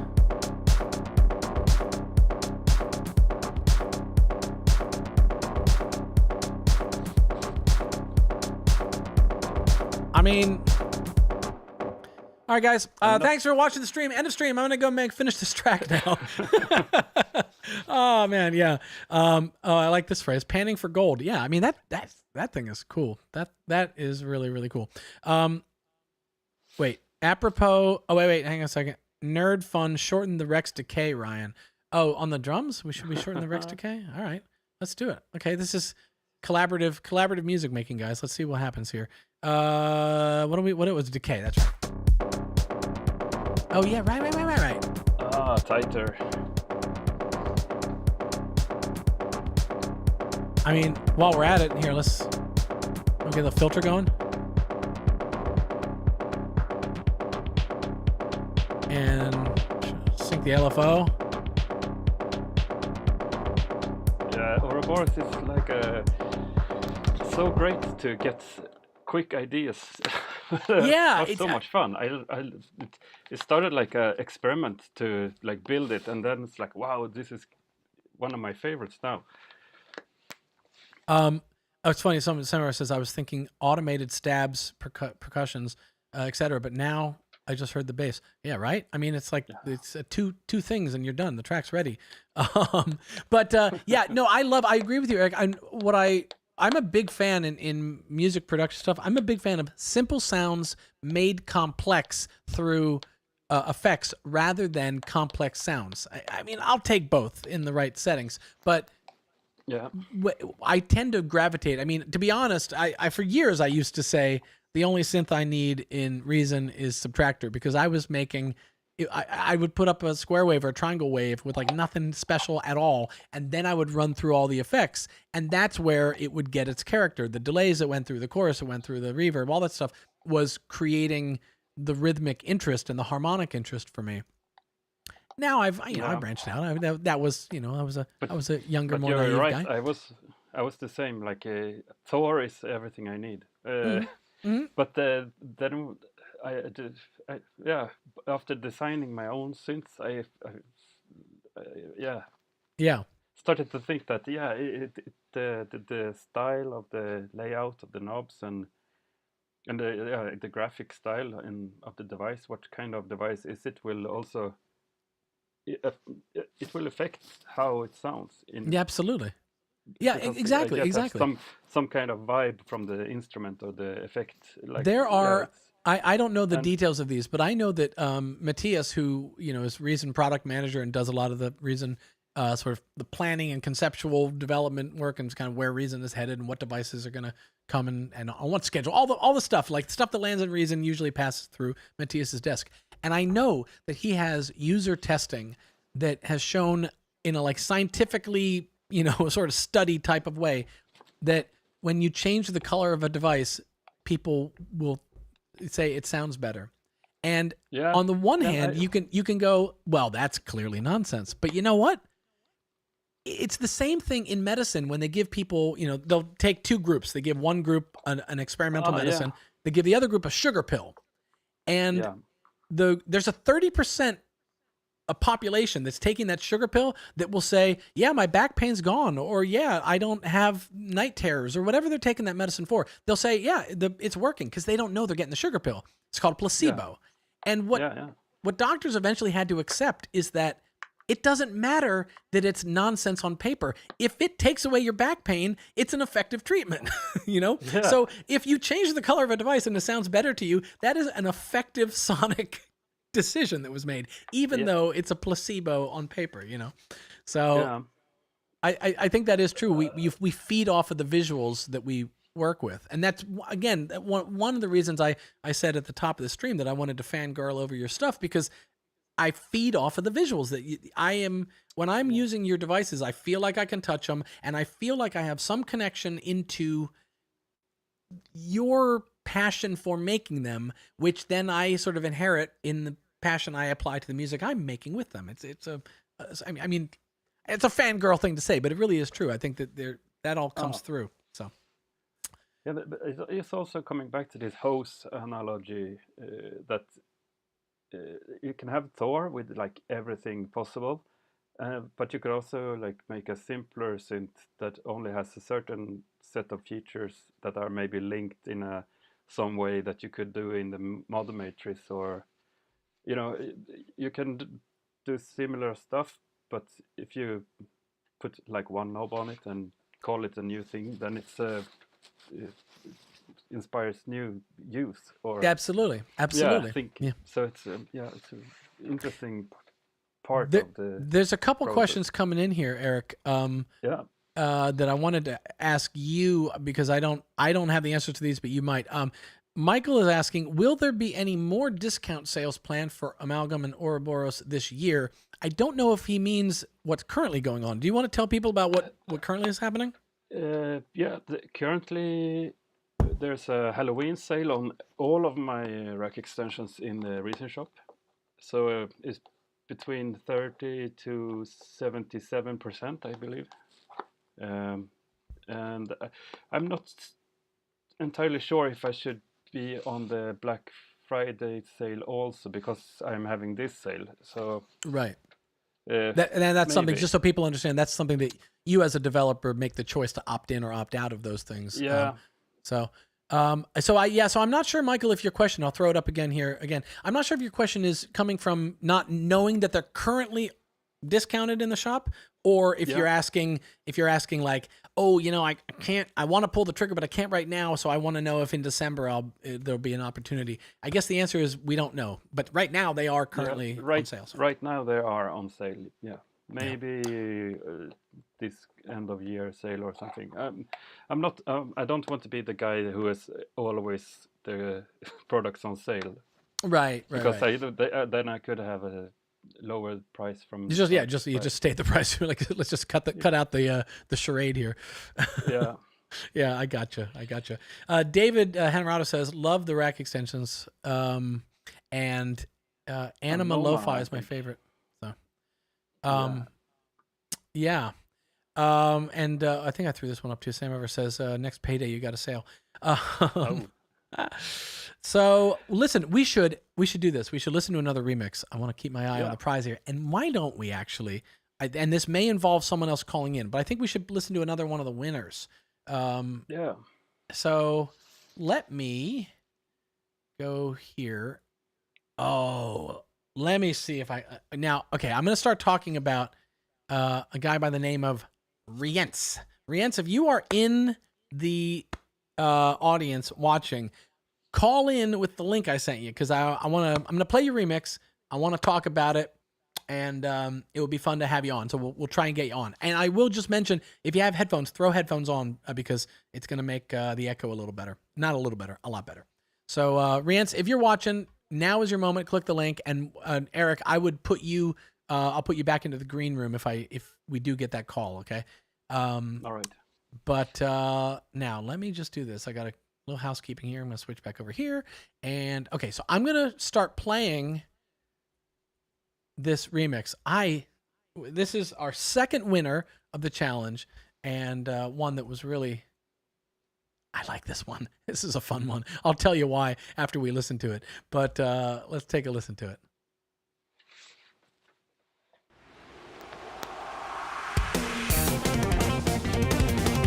Wow. When I look outside my window, thinking about how we used to run alongside in limbo. Oh, I gave you all I could, even roses made of gold. Try to get what's on your mind. You never took the chance to say what you dreamed of, just standing away. Try to get what's on your mind. When I look outside my window, thinking about how we used to run around the side in limbo. I don't wanna dream by your still, trying to let go, but somehow I just can't get out of your soul. Yeah, I just wanted you to know Hi-hats. that I'm So still good. thinking about you. I never really got what happened. Some of my best memories we were outside, hanging around the park, just talking about things. When I look outside my window, thinking about how we used to run around the side in limbo. I don't wanna dream by yourself, trying to let go, but somehow I just can't get out of your soul.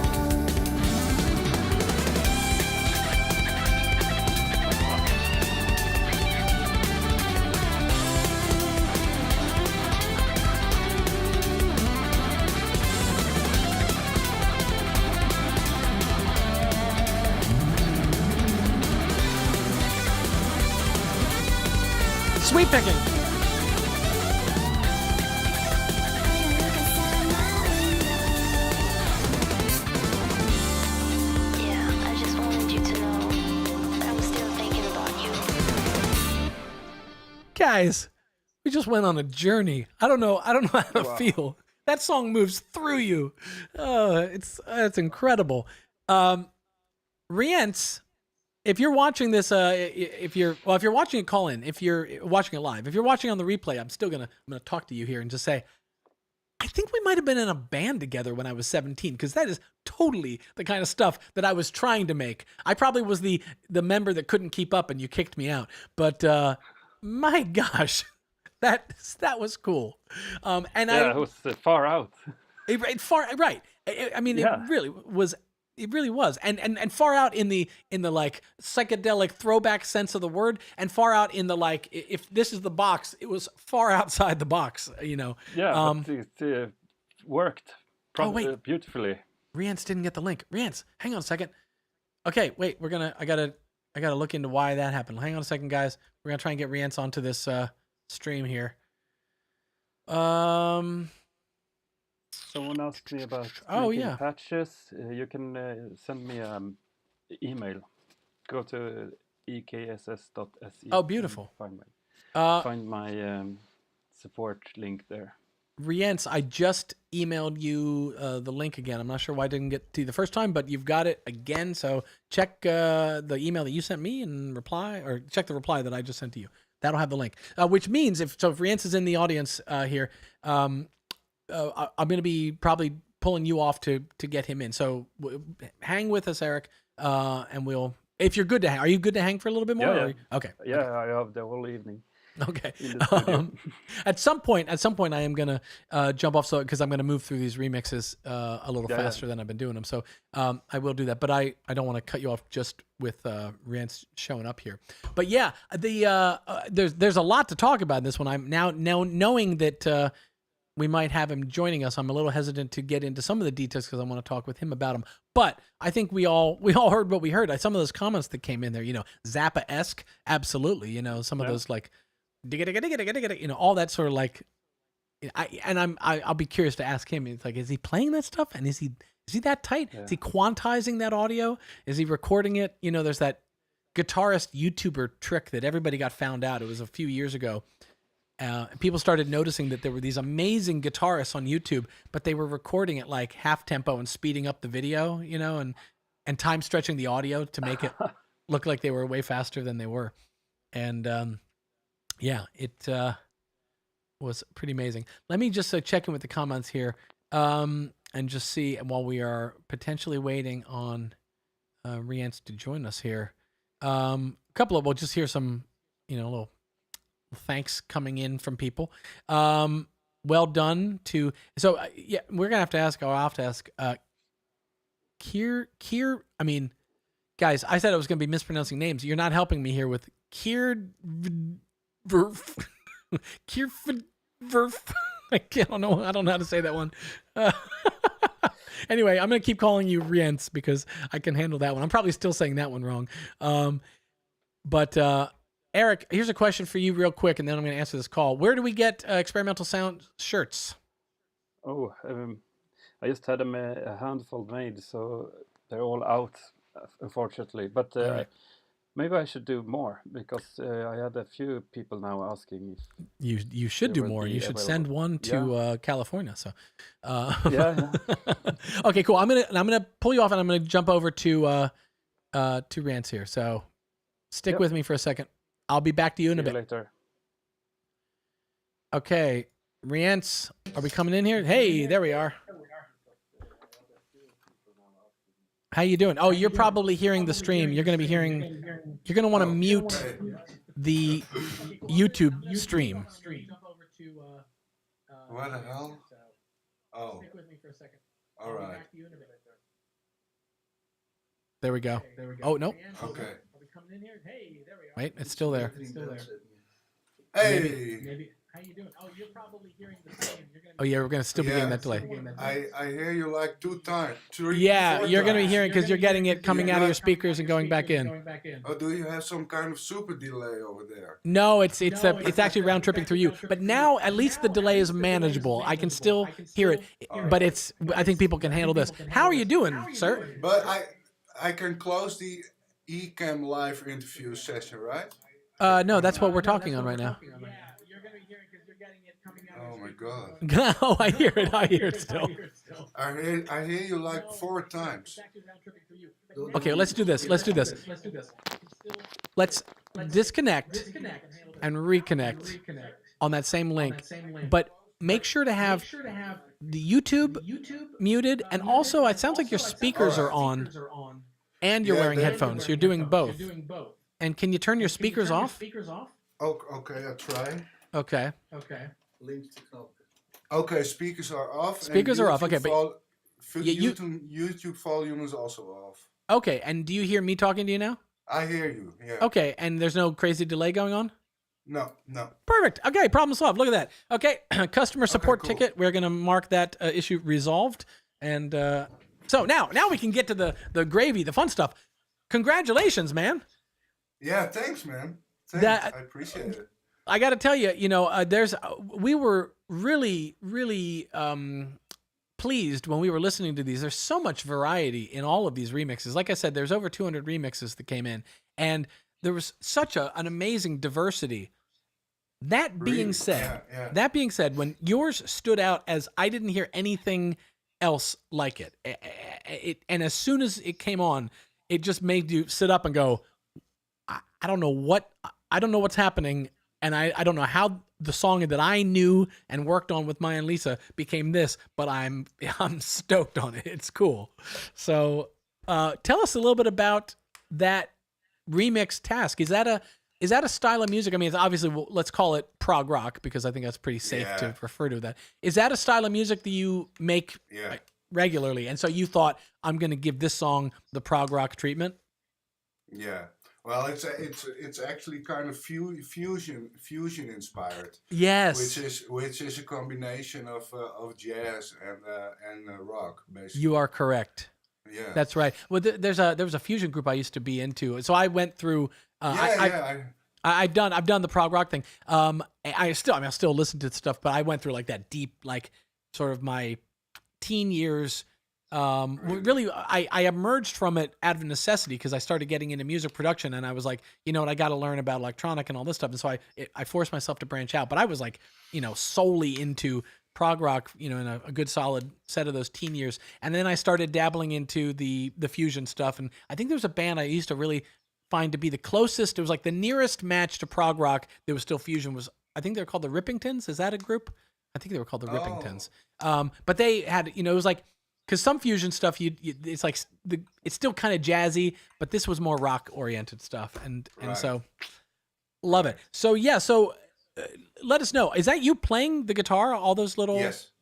Yeah. And now it's a safe space if you want to admit that there's some technological help going on, but that is tight as I'm gonna curse on a live stream. That's tight as shit, man. Like, is that just you're picking just all that stuff is just that tight? Yeah, man. Yeah, it is. Yeah. I would take my hat off if my headphones wouldn't fall off, but my hat off to you on that. You do have a nice hat for that. I do. Here, I'll put on a hat so I can take my hat off to you on that. I tip my cap to you there, sir. That is impressive. That is impressive for sure. In fact, you know what? Hey, I got a request coming in here. Could you play it again? Let's actually do that. Let's play it again. Because I think it would be fun. I might pause and talk about some stuff while we're doing this. So let's just take a listen here. When I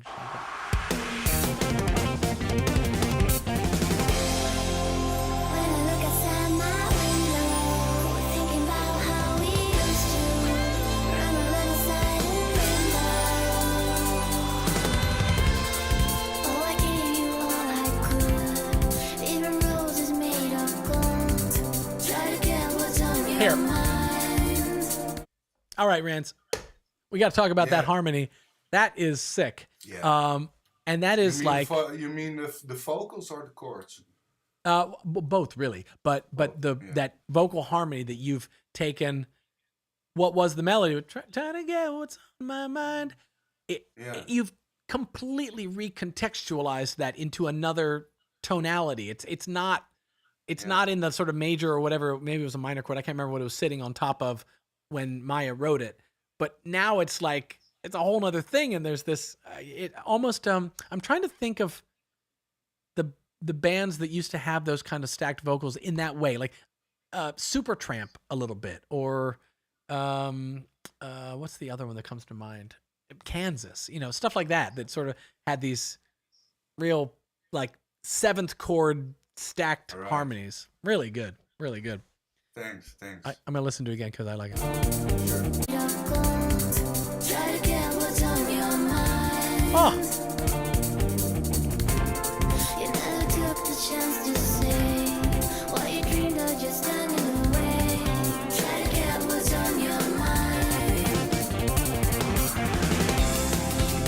When I look outside my window, thinking about how we used to ride around the side in limbo.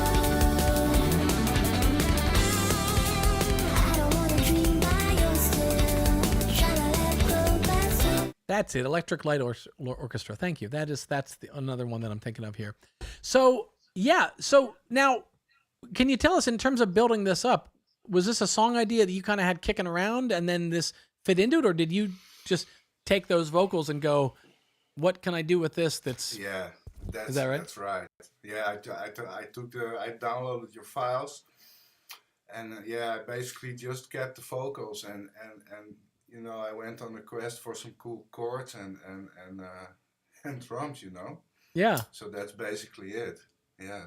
That's fantastic. That's fantastic. And the drums, is that, I mean, obviously it sounds like acoustic drums. I'm going to assume that you didn't Yeah. mic up a whole I drum wa- kit. Is that like XLN addictive drums or what's that No, coming it's from? it's Superior Drummer 2. I believe. Okay. Yeah.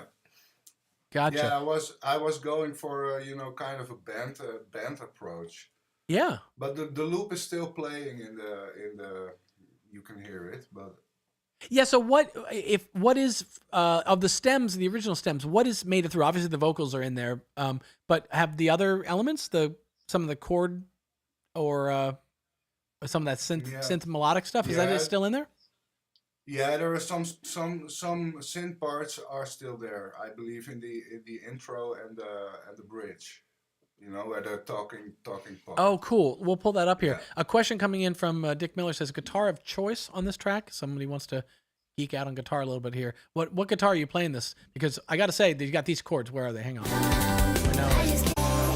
Here. Look outside my window. I don't know what it is, but it's got humbuckers. I know that. Yeah, it's a Luke Music Man. Oh, okay. For those of you who know what that is. Yeah, cool. It's a signature model made by Music Man by Steve Lukather from. Oh, yeah. Toto. Well, oh, yeah. Toto. That's the other Sonic reference I'm getting. Of course. Right. Of right. course.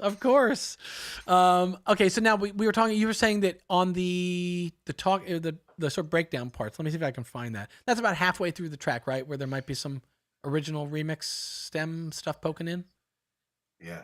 Thinking about how we used to. I just wanted you to know. Oh yeah, the pad. Yeah, the chorus. I never really got what happened. Some of my best memories we were outside, hanging around the park, just talking about things.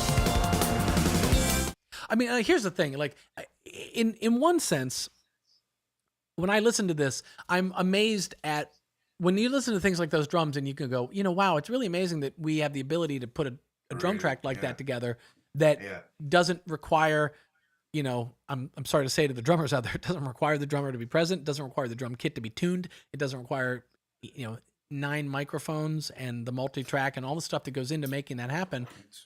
But to complement the technology is to overlook and miss the effort that it takes for you to make it sound like that, because all those little fills and stuff, that's not happening automatically. You are still composing. No. You're composing that drum part, and that takes a real skill to think like a drummer and execute, the musical, like to come in with the right fill, to hit the right feel, to all that stuff is that you get the credit for all that as much as the technology is helping you achieve that sound. So, Thanks. Yeah.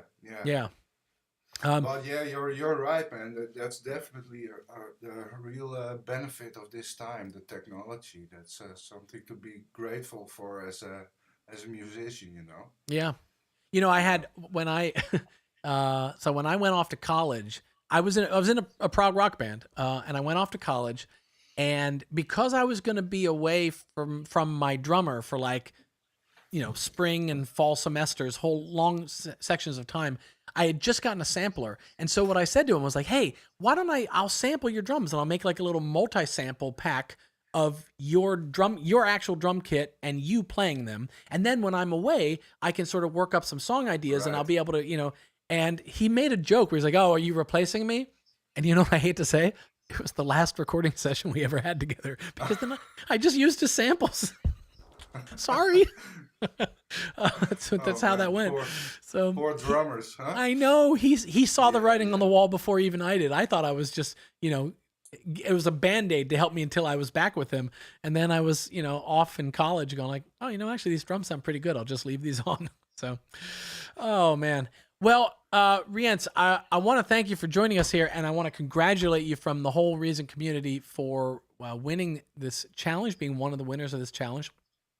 Awesome. Thanks very much. Someone who knows what's going on is going to reach out to you and connect and figure out, the winnings and all that stuff. So that's don't look for that contact. It'll be probably coming. I'm going to guess one of our guys called Michael who does a lot of our social and artist relations and stuff. So look out for that. But yeah. Oh, hey, look, I got to just throw this up. We got a Twitch streamer. Hi, Vector Funk. Thanks for watching on Twitch. We get so many of our folks are on YouTube that it's nice to see you over on Twitch.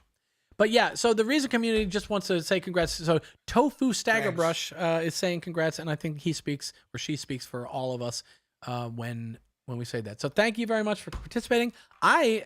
Now knowing the kind of stuff you can do here, I'm looking forward to the next remix challenge. I'm hoping to see another prog rock epic come through. Thanks for having me, man. Of course. Awesome, man. I'm going to jump over here and we're going to bring Eric back on. So I'm going to disconnect you there. And Eric, if you're still with me, we're going to come back in here. All right, we're back. I'm with you. Yeah. Well done. That was impressive song, yeah.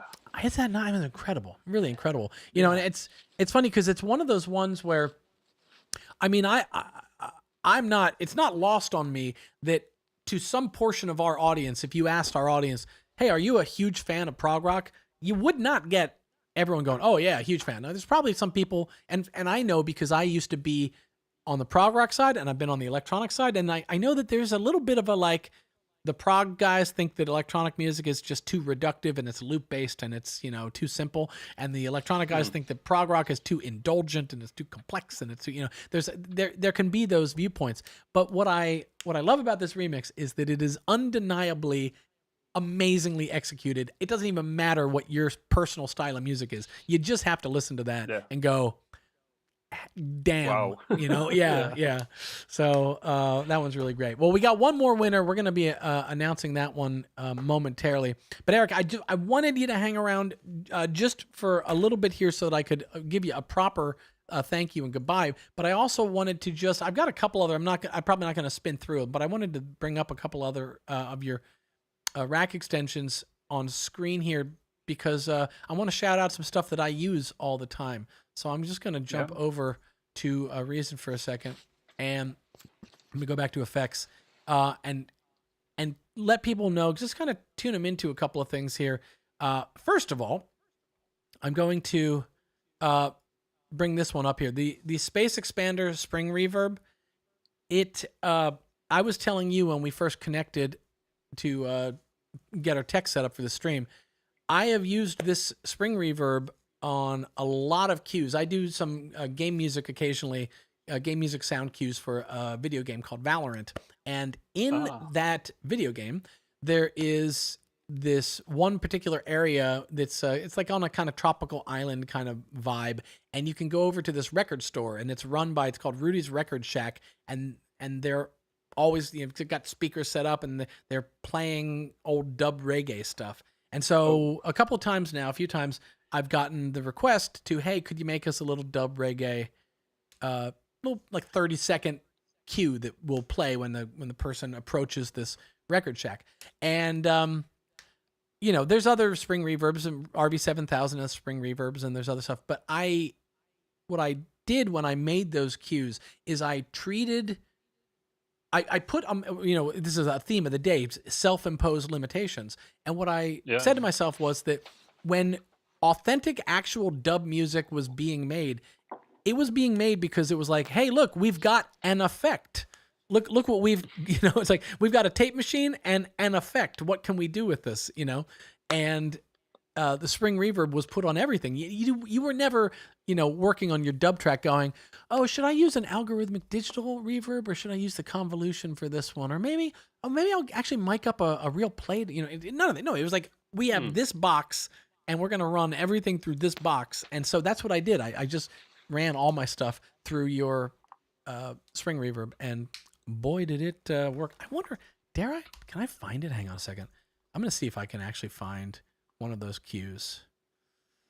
I don't think I'll be able to. One called spring reverb called FX3180. It's also really nice spring reverb for dub and reggae style. Oh, yeah? Yeah.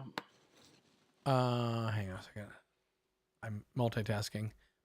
What is that? No, I can't find it. Okay. Well, guys, you're just gonna have to imagine authentic dub because that's what it sounded like.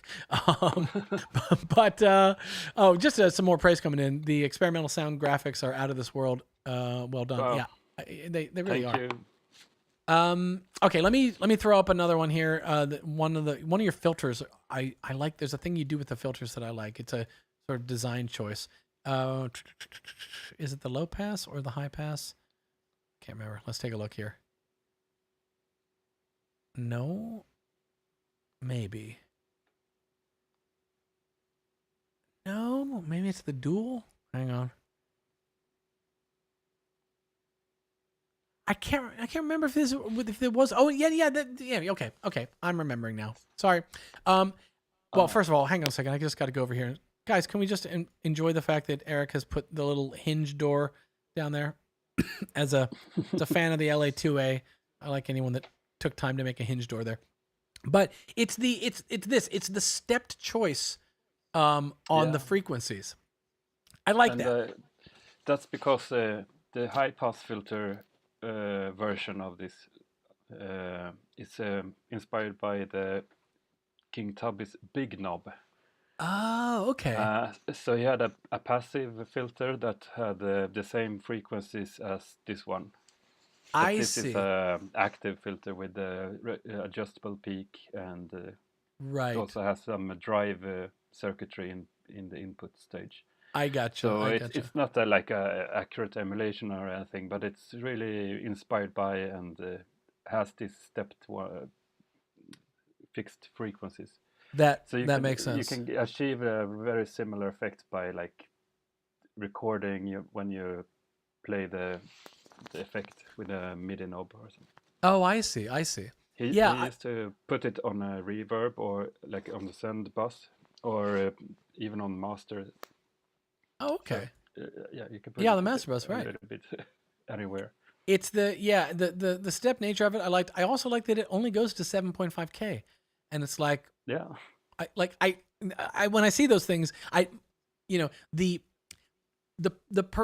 person who grew up in the DAW era where anything is possible with DSP, the instinct would be like, hey, how come that doesn't go to 42 K, above the sonic range of human hearing and with 9 times oversampling and it's like no, it goes to 7.5K. That's the sound of this device. Yeah. If you want to go to 20K, you go. Yeah. There's other devices. There's not much material above 7.5. I know. Anyway. I know. And most of it only kids can hear. Yeah, I was gonna say for you and I, there may be nothing above 9K. I'm thinking I can still hear around 15 kilohertz, but it's getting lower and lower. It's pretty good. It gets lower, doesn't it? Yeah, there was an episode. Conan O'Brien has a podcast, and on one episode, randomly, him and his producer and his assistant started taking a hearing test on the podcast, and you could, listening along, they would play, higher and higher sine waves until everybody dropped out.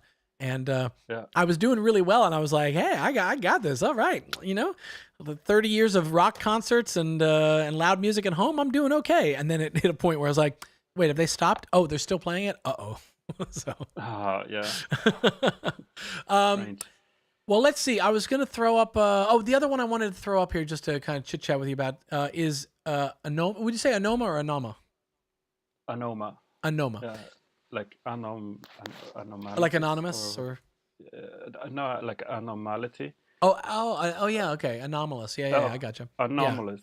Yeah. So, Like, but Anoma, something like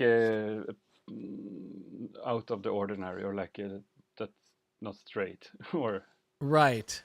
correct, maybe, or because it introduces fluctuations and degrades the sound into more lo-fi I see. kind of Now, thing. I'm gonna. I said I wasn't gonna run sound through these things, but now I'm gonna just. Oh wait, let's turn off Oroboros. Hang on a second. Wait, if I put up a. Okay, we'll go with that. Yeah, could be cool. And I'll just Galactic Safari. Let's see what happens. There you go. Could you zoom into the device? Oh yeah, sorry. I'm over here. There you go. Oh yeah. Galactic Yeah, Safari okay. still So that telling one you. has like a 50% mix. Then it's like a chorusy flanger effect. Random sticky, yeah. Oh, that's nice.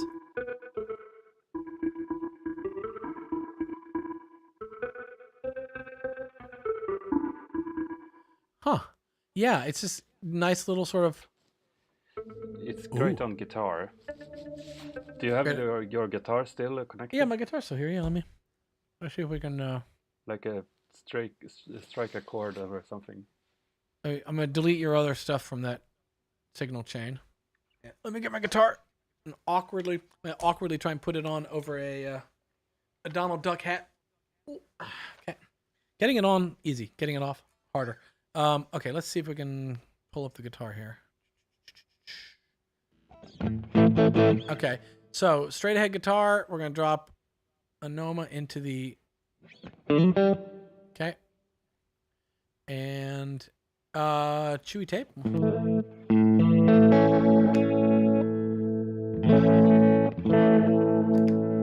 Pickup selection, very important choice. Okay, we'll start there, and let's go. Let's go back to. Oh, sorry.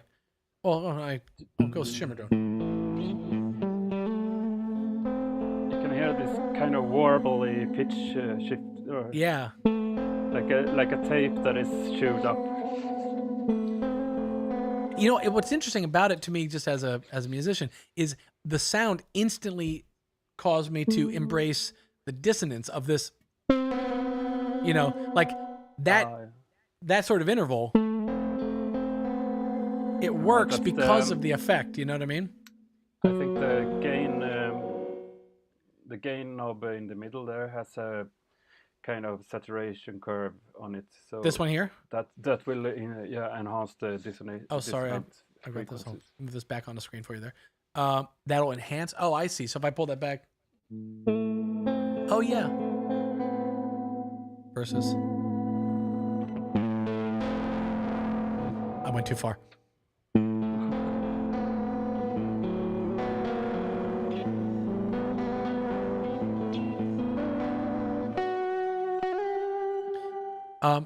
Let's go to.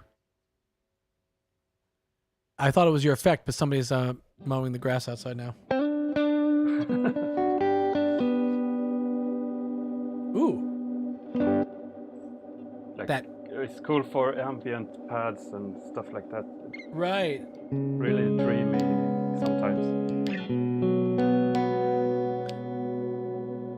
If I want to, oh, here, the mix. Oh, I see. That's all.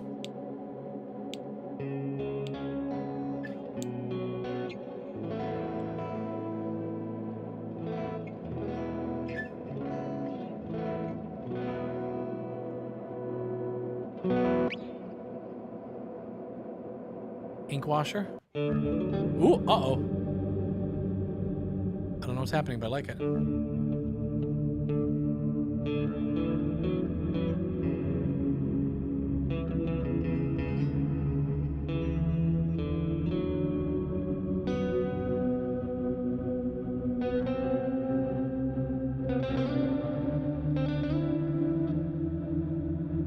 It's quite a simple device. Like it's not many knobs or But it's cool. functions, but it can sound very different.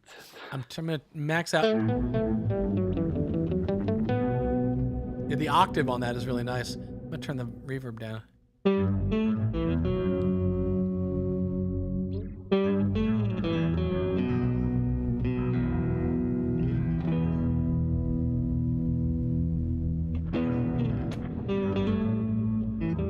I want to do some of those Rienza licks that he had in his remix.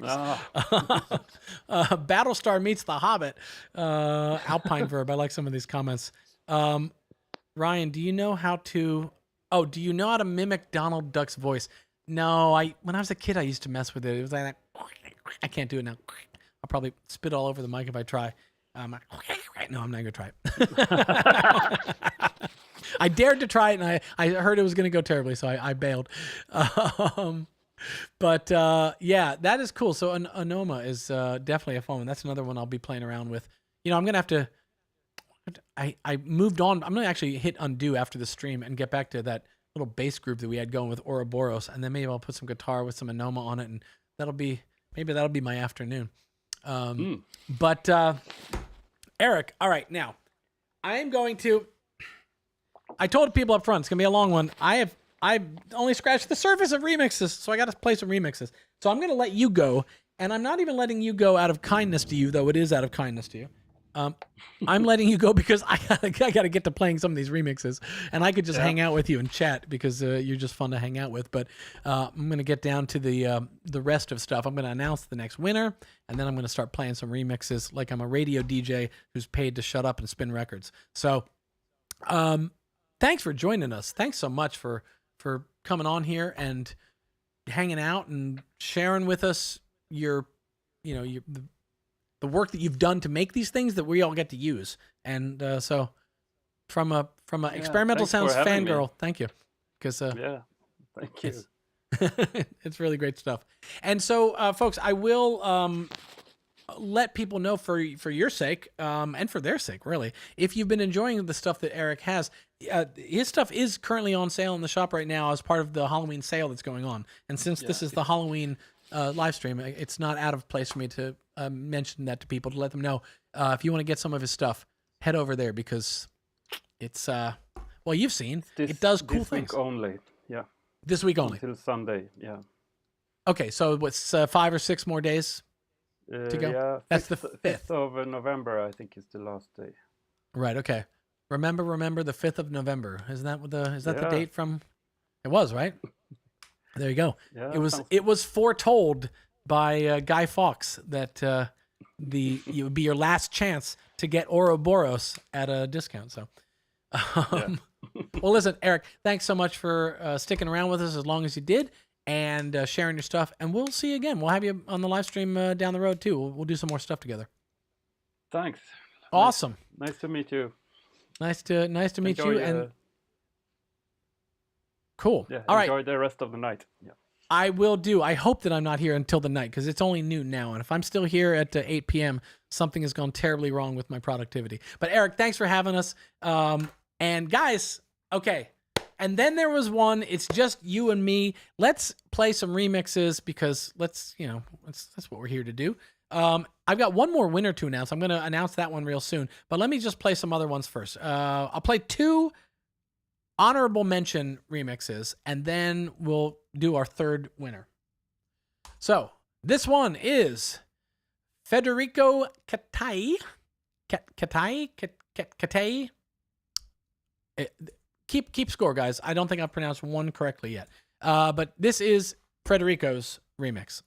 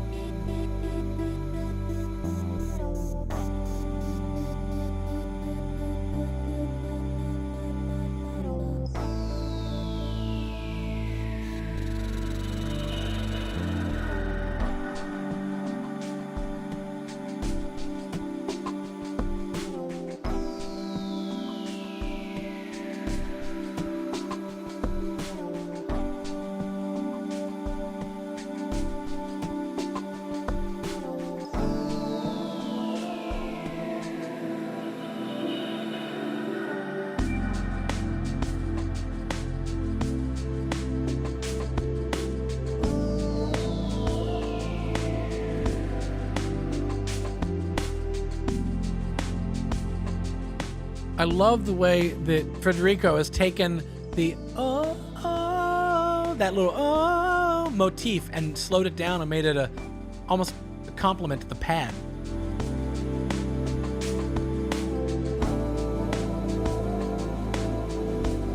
Beautiful. Hey, there's the man himself.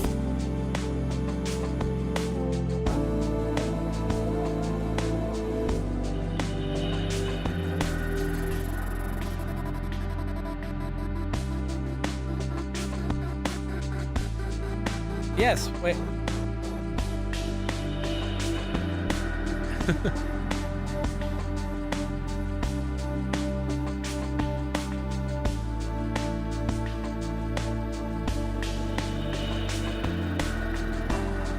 Yeah, I agree. I'm gonna fade this one out. This one goes for about 5 minutes, so I'm gonna fade it down and talk a little bit. But yeah, one of my favorite samples to play around with within those stems. You know, if I was approaching this from the remix standpoint, you guys, a lot of you honed in on two motifs that I really liked as well, which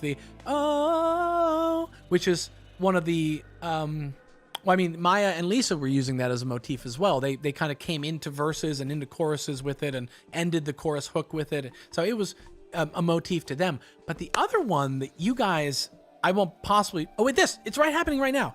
Hang on. You hear that high vocal? I'll do it an octave lower. A lot of people grabbed that. A lot of you guys grabbed that and used that in your remixes. And I thought that was really neat because that was a more subtle background thing. And suddenly when you were looking at the individual stems, everybody kind of picked it out as something interesting to work with. So here it is. Speak of the devil.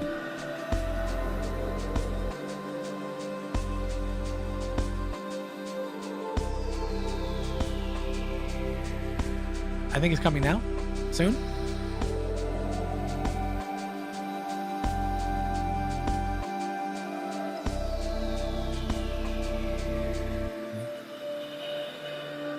That's right.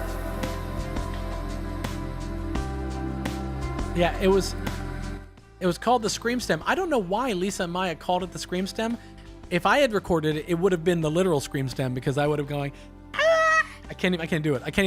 I had to contort my body and I still can't get to that note. Beautiful work, Federico. Really pretty. I'm going to pull up another one here now. And let's check this one out. I'm just going down my list now. No particular order here. Honorable mentions. This is Bisu Beats.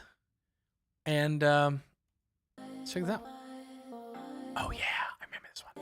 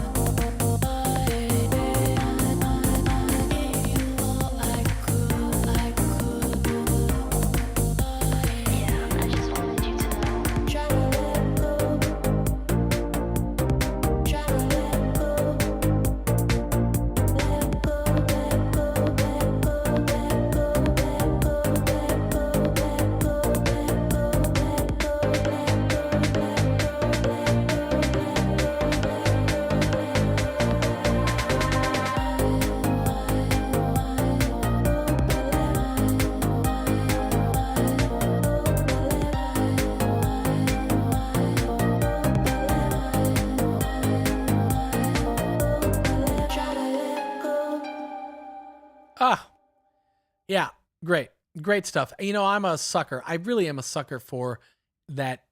The trick where you sample the vowel sounds without the consonants from a vocal.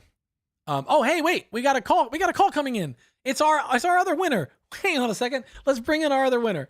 Okay, hang on. We're gonna try and bring him in here, and we'll try and bring him in, and then we'll announce him once we know we've got him. So, mystery caller, let me know if you are hearing me with a thumbs up.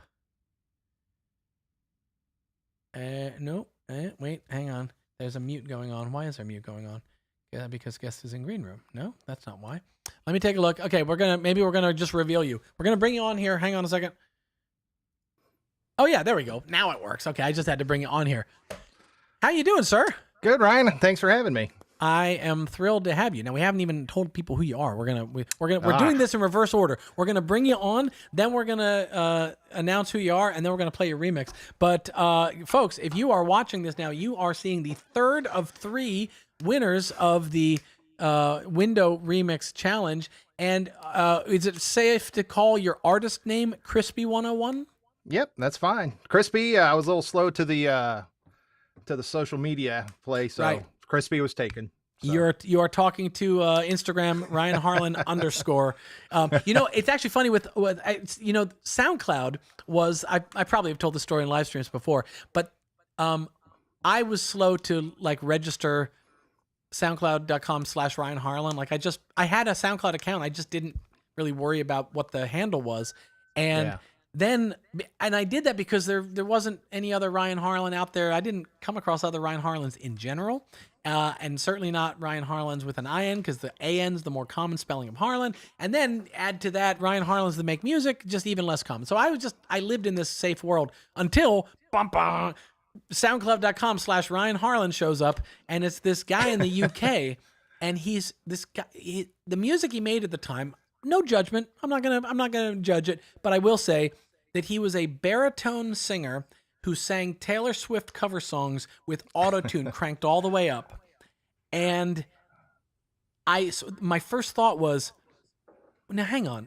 If anyone knows me through Reason or just my musician friends over the years, if they stumble upon this and think this is my SoundCloud, I don't exactly want this to be representative of me. Again, no judgment. Hey, do what you want, Ryan Harlan. But I was not exactly loving the idea that baritone Taylor Swift T-Pain mashups was how my name was being represented. So anyway, fortunately that's not the case anymore. I don't know where he went, but maybe that wasn't as lucrative as he thought it was going to be. But anyway, Crispy 101, I'm thrilled to have you here on the stream, and congratulations for being one of the winners. Tell us a little bit about I guess your remix, but also maybe a little bit about whenever I do these, I start just peeping in the background, and it looks like you are well stocked for one hell of a rager behind you. yeah, that's the other side hobby. If I can't buy a plug-in, I'm gonna spend it on that, I guess. Gotcha. It's primarily wines, or are there whiskeys in there or something? It's all whiskey. Yeah, whiskeys. Bourbon. I gotcha. Yeah. Okay. Well, that's not. You know what? That can go hand in hand too. It's like if you need to drown your sorrows in the plug-in that you don't have yet, you just the whiskey's on hand. You go. So absolutely. Well, and this is your home studio that we're talking to you in, or? Yep, absolutely. Yeah, it's down in the basement.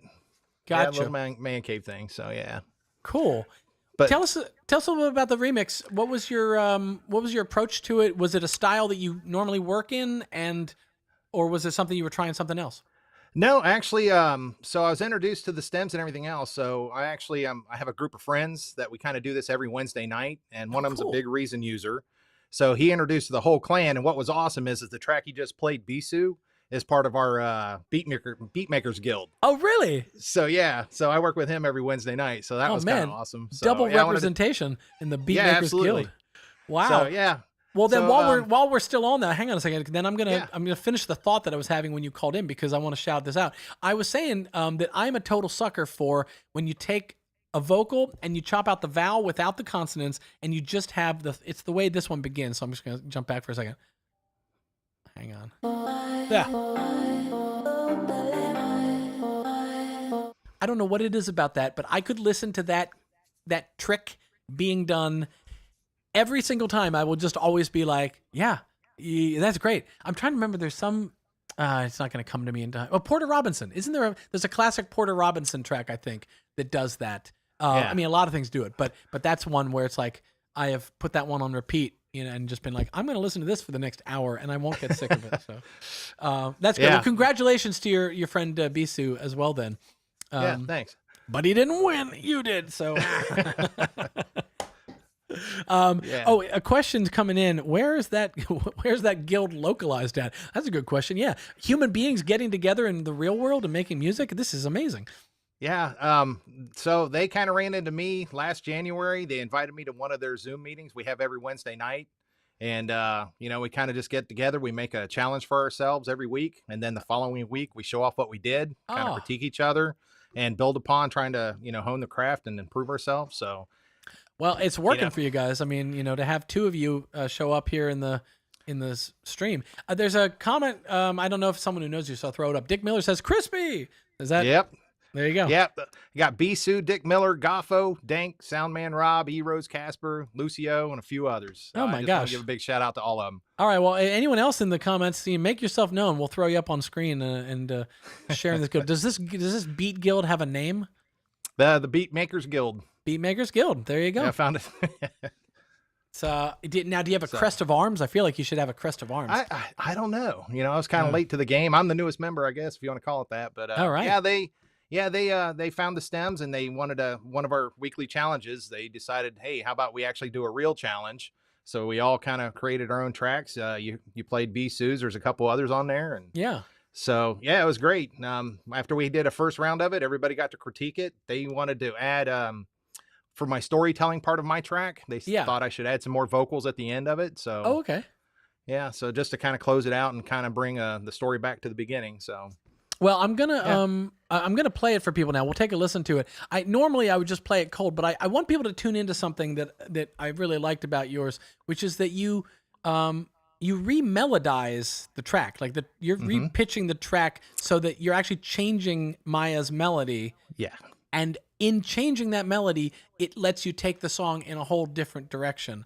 And so I just. Normally, I would let people discover that, but just in case you're not picking up on that right away, guys, listen to what that, and we'll talk about it afterwards, if that was the spark of the change or if you made the change after you had gotten the track vibe going. But listen to what a difference it can make to this melody that we've all been listening to for the last 2 hours. Check this out. This is Crispy 101 Remix, Window Remix Challenge. When I look outside my window, thinking about how we used to run around the side and oh, I gave you all I could. In roses made of gold. Try to get what's on your mind. Just talking about things. You never took the chance to say what you dreamed of, just turning away. Try to get what's on your mind. I just wanted you to know what happened. When I look outside my window, thinking about how we used to run around the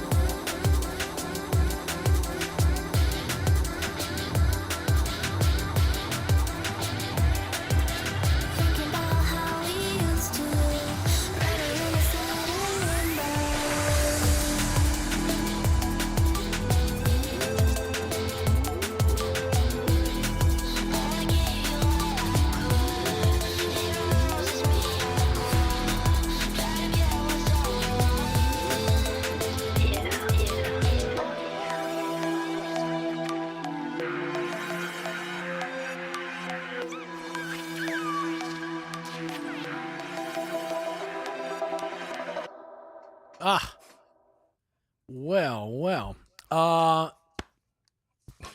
We're gonna give you one of these here. I have a flood of thoughts. I took a couple of notes during it. We're gonna talk about all this stuff. But the first thing that struck me, I guess the first thing that struck me is the vocal melody. We'll talk about that in a second. But sort of the overarching thing that I thought about and sort of listened to with respect is that the tonality of the song, I don't know what to describe. Since it's Halloween, I'm going to call it a spooky tonality. You've got that sort of almost Doctor Who-esque synth that's kind of, and it is hard to do spooky without it slipping into cheesy. It can so very easily fall into this trap door of like sounding cheesy. I don't know what other word to call it, you know? And you're dangling over that ledge of being like, I can do that sort of spooky sci-fi without it sounding like retro throwback sci-fi. It just sounds authentically like, you know, there must have been a time when those sort of sci-fi soundtracks were being done when people we were just going like, oh, that's some weird, you know, modal stuff you're doing. And over time it kind of got used in, you know, it's the Battlestar Galactica stuff. It's used in, you know, and in cartoons and all these sort of things. And it can become reductive. And so to be able to do it without that sounding cheesy is chef's kiss on that one. Well, so. great. Thanks. So let's talk Thank you about so this. much. Let's talk about this melody. Sure. I'm going to play it again for people because it is really interesting to me.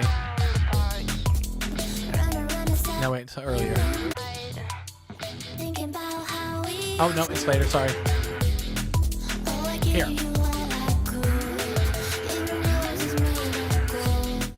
I mean, I just think that's great. Like, that is such a cool, you know, I just to remind people if they aren't familiar with the melody. Oh, now I can't even hear it. I've got yours in my head so much I can't hear the original. I can't even get there. It's you've come in and pushed out the last 200 spins of the song that I've heard with this melody. I took a couple of the notes. I had to actually push them down to 2 semitones just to match what I wanted and what my vision was. So. All right, now, are you doing that? I don't know in what capacity you're using Reason, if you're using it as a plugin alongside other stuff in your DAW, or if you're using the DAW. So what pitch method? Are you using Reason's pitch mode to do that? Or No, I just use Melodyne. Okay, right. So, right. Yep, just simple. Gotcha. Fan favorite. Yep, and just pulled it down. I mean, 2 semitones on the wrong voice, that can be it can go wrong. You know, if there's Right. If it sounds like Maya's voice was pretty flexible in letting you do that because it doesn't sound, you know, you don't get any of that kind of artifacty quality that you can get. So now, when you did that, were you? What's the chicken and egg here? Did you have this vibe going and you were like, oh, wait, I'm going to modify the melody? Or did you modify the melody and it spun you off this way?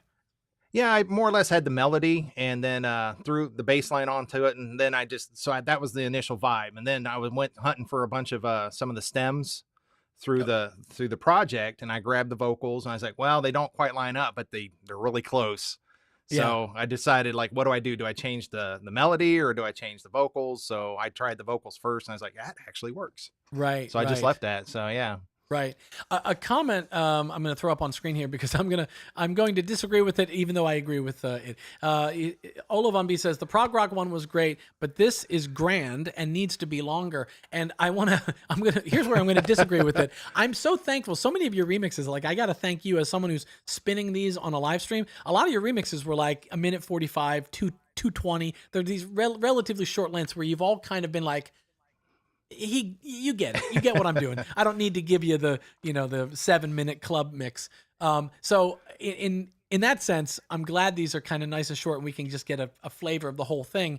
But on the other hand, I would agree with Ola Von B that I think it'd be neat to see this one extended. All of these, a lot of them would be interesting to see the choices you would make.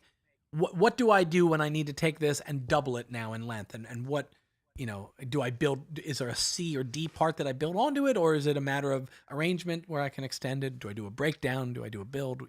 How do I get longer? Yeah. Okay. So the melody, you got the melody, it got you a bass line that kind of sent you off in the direction.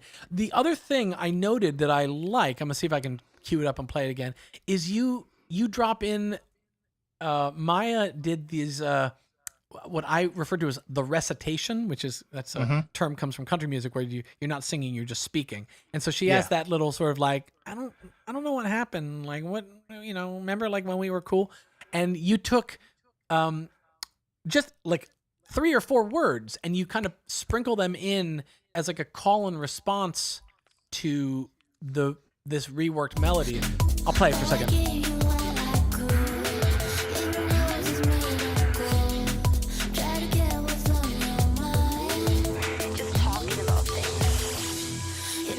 took the chance to say what you dreamed of, just turning away. Try to get what's on your mind. Yeah, I just wanted you to know. So I like that you're moving them around the stereo field as well, you know, and it really does. It gives the sense that it is. And this is going to be a weird comparison I'm going to make, but I'm going to make it anyway. You know, like in the sort of the classic rap duo, like mid 90s, you know, there'd be the MC is on the mic, you know, and he'd be spitting his bars. And then there'd be the like call and response, like hype guy that would be kind of coming up behind him, you know? And so he would say something like, you know, so all y'all better get out of my way. And then he'd come up behind him, get out of his way, you know, like just kind of, it'd be like this little like extra thing. It's like you've made Maya's thing into one of those where the melody's going on and then she kind of just pops in over here and just throws in that little extra sort of thing. Yeah, so, I guess that subconsciously there because I grew up in the 90s, that call and response, it was all part of my upbringing. It's in the DNA, you know? Yeah, probably, yeah. We have spun out, I'm seeing a little discussion now here about the pitch correction in Reason. Yes, guys, I am a fan of Reason too, and the Melonite's nice. Auto-tune is nice. Reason is where I do my pitch correction. I agree. We can all, can't we all get along? Solo. So I'm gonna look at this here. The solo that pizzicato and let an EXSS. I think he means EKSS. The verb cover the walls. Oh, that's you're talking about I know what you're talking about, Ola. That's the thing I was talking about earlier. Yeah. You could totally do that little reverb tail breakdown trick. Here's another thing I flagged, Crispy. Oh yeah, I wrote it. I don't even know where I gotta find it now, but I wrote it in my notes as squirting synth. A synth that sounds like it's. Let me find it. That's around the middle, isn't it? I know exactly what you're talking about. It's towards the middle and at the end, just for continuity. Okay. I don't even know. Oh, there it is, right there. Yep.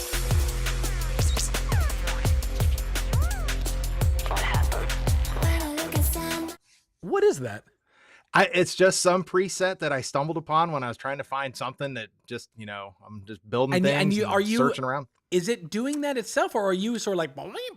Yeah. So yeah, each time you hear a note, that was me hitting the note. Okay. But it's all random. So the pitch, the length, the everything's all random every time you hit a note. So it's just me hitting the same note over and over. But I got that effect, and then I threw another third-party plugin to just kind of get some of the panning back and forth. So I got you.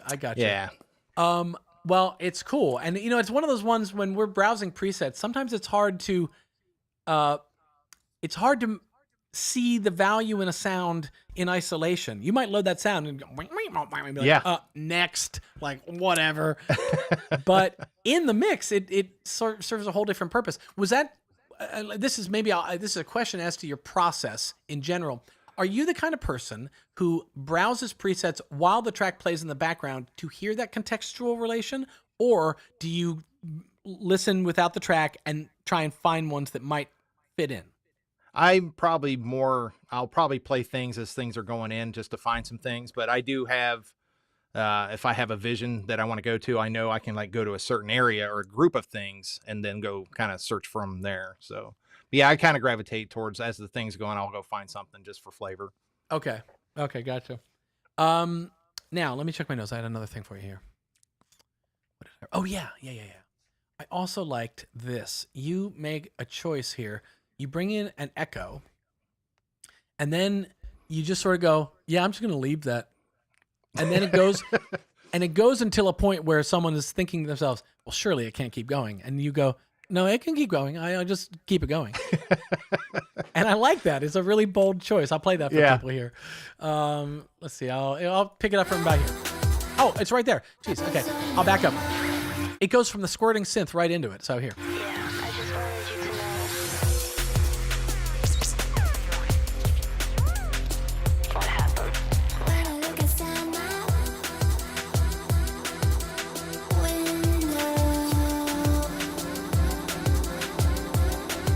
I mean, it just keeps going. Yeah.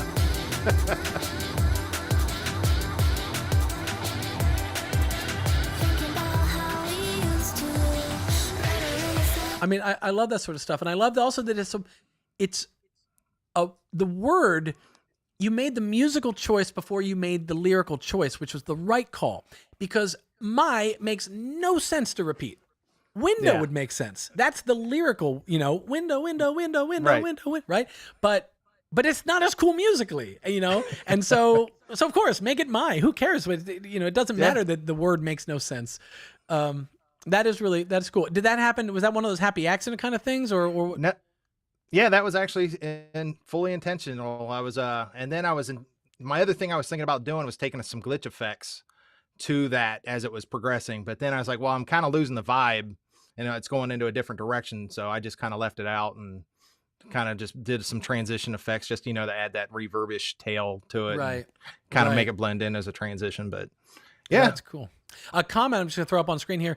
Thomas says, when I did my window remix, I too figured out how easy and intuitive audio editing was fun to use.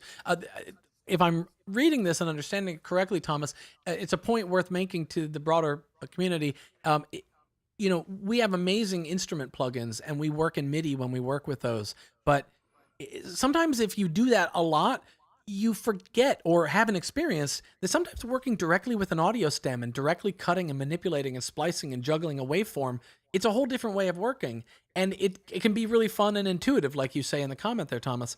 And it is not only a good thing when you're given stems or a vocal, but you can, if you found that fun and intuitive, a suggestion I would make to you is to take your MIDI tracks with those instrument plugins that you use and print them to audio, and then forget that you have the MIDI. You no longer have the MIDI. In fact, delete it, save over it, just throw it out, commit to it, and commit to now giving yourself the stem. You can deliver stems to yourself and start working with that same sort of intuitive splice mentality of chopping up audio. So, Thomas, I'm glad you enjoyed it, and I hope you do more of it.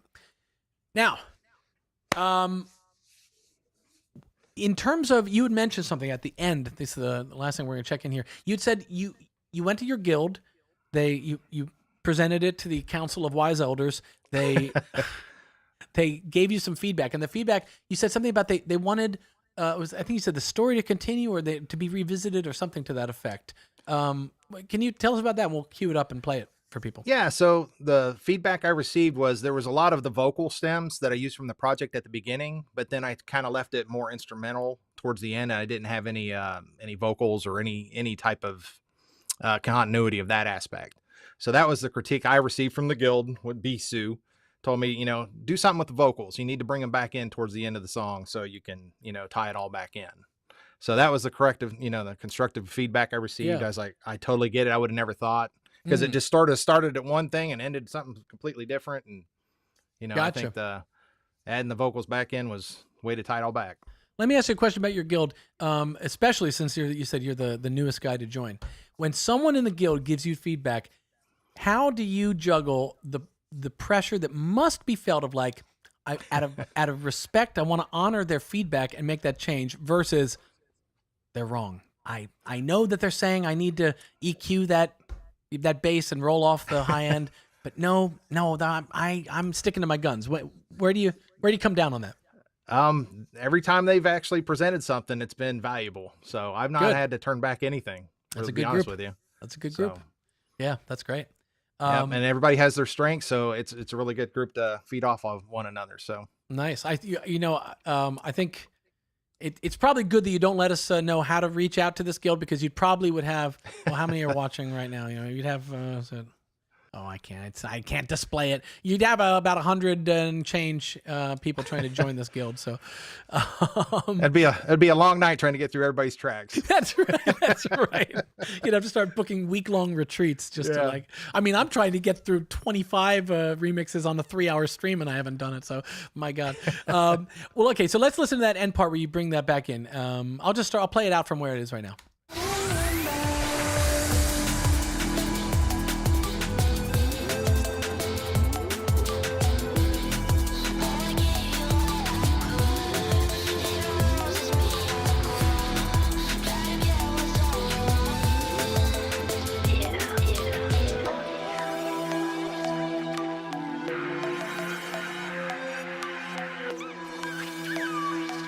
Sports Synth. Love it. Great. Well, listen, Crispy 101, third winner of 3. Thank you so much for joining us. Thanks for taking part in this. And you see how it goes. Your friend brings you into the remix challenge.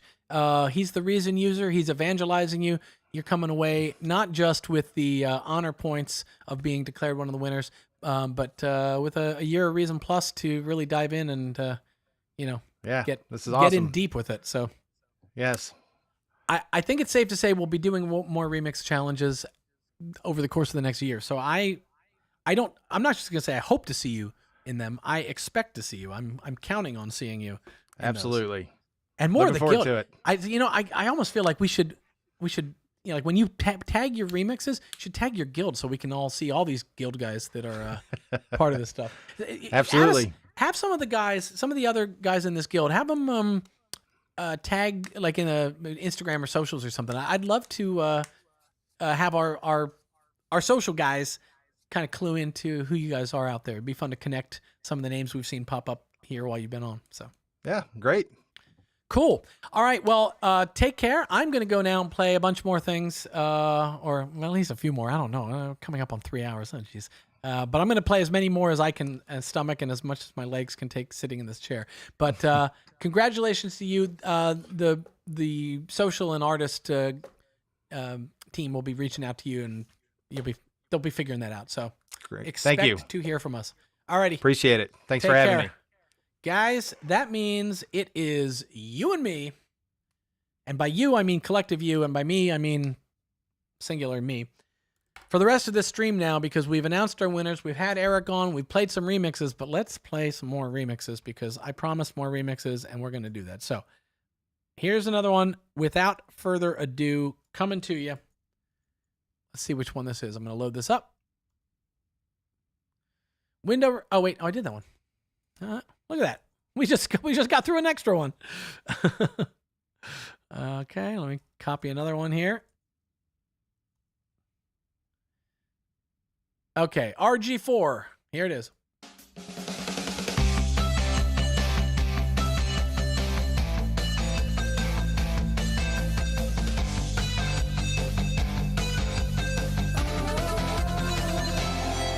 Oh, I gave you all I could. In the roses made of gold. Try to get what's on your mind. You never took the chance to say what you dreamed of, just turning away. Try to get what's on your mind. When I look outside my window, thinking about how we used to run around the side in limbo. I don't wanna dream by your still, trying to let go, but somehow I just can't get out of your soul. Yeah, I just wanted you to know that I'm still thinking about you.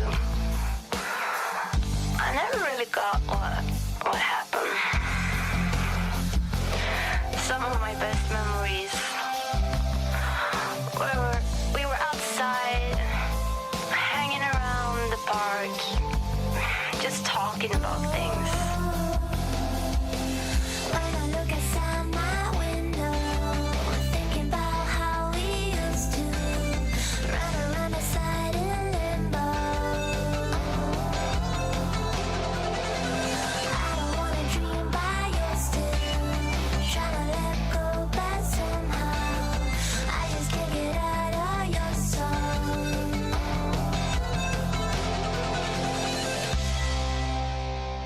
So yeah, I mean, this is a cool one, to 32 by 32 sound, very Blink 182ish. It kind of is in a way, I actually, when I started playing, was gonna say it sounded a little bit like Fountains of Wayne. Same, two peas in a pod, really, from that kind of turn of the millennium kind of pop punk spin-off stuff. And yeah, it's a good one. I liked there's a halftime feel that he goes to there. I'm gonna jump that in for a second. Yeah, this. So we're here. Halftime. I just wanted you to know that I'm still thinking about you.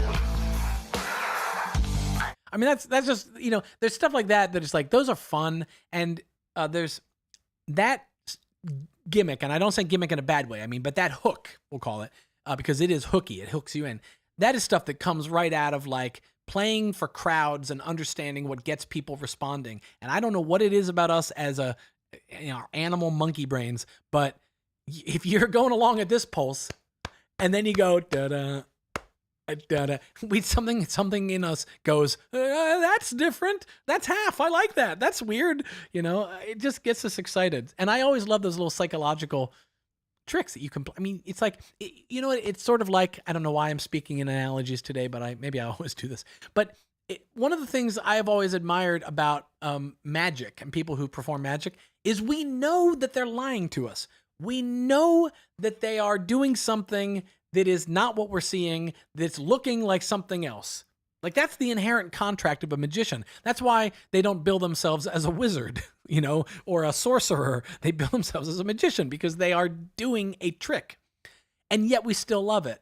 And I love that that element happens. There are these things in music where we're doing a trick. We're deliberately doing a trick. And as a listener, I know it's being done to me, and I still like it. And so that kind of stuff is neat. 32, 13, it's the mosh time change. That's right. That's when you start moving around, arms go up like this, and that's when I start getting scared of the really big guy in the mosh pit. All right, let's listen to another one.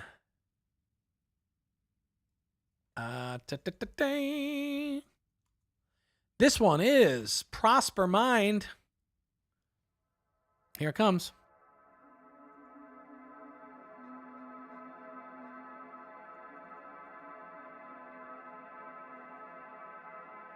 Yeah, I just wanted you to know that I'm still thinking about you. Thinking about you. Thinking about you. Thinking about you. Some of my best memories we were outside, hanging around the park, just talking about things.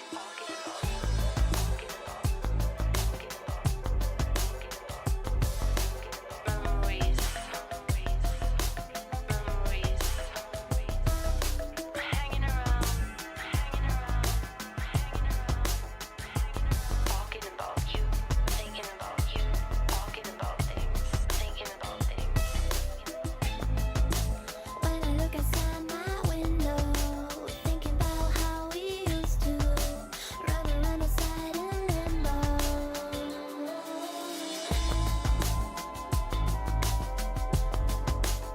Ain't that the truth?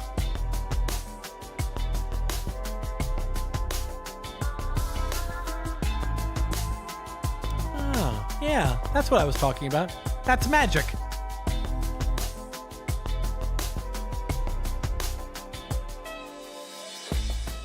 Oh, I gave you all I could, even roses made of gold.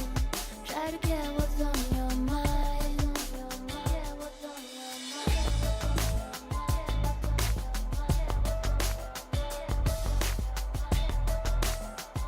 Love the piano. When I look outside Ah. my window, thinking about how we used Yeah. to run around outside in limbo. Oh, I gave you all I could. I mean, Even roses made of gold. I just have to pause to shout that one out. That is a spot on Sneaker Pimps. Yeah. What was that? 6 Underground. Yeah, it's very Sneaker Pimps. And it's interesting because I don't think of Maya's original as being Sneaker Pimps, but they extracted the Sneaker Pimps out of her more non-Sneaker Pimps vocal. Try to get what's on your mind. That 1999 kind of When I look outside trip hop my window, ish kind of drums helps too. used to run around outside in limbo. I don't wanna dream by your still. Try to let go, but soon People who use Splice will never know what it was like to have an Akai sampler that had 8 seconds of sample time, and the number one place that you could get drum loops was by buying a magazine, print magazine, at the newsstand for like, you know, an electronic music monthly magazine, and it would come with a little CD, and on it would be a handful of drum loops, and you'd load that into your Akai sampler, and that's what you had to make music with. We weren't logging into Splice, you know. We didn't have the Reason loop supply of however many gigabytes of loops. It was just like, oh, okay, I hope I like what comes out next month, because maybe I'll make something with that too. Caveman times, people. All right, now, since this is a 6-minute or 7-minute remix, I'm gonna jump over to another one. Let's pop another one on here. Beautiful stuff, guys. Oh, I did this one too. Oh, look at this. Oh, come on. That was one of our winners I just brought up by mistake. Okay, here's another one. Okay, window blue screen mix coming in by Growhold. Oh, yeah. Yeah. Weird vibes here. Like it.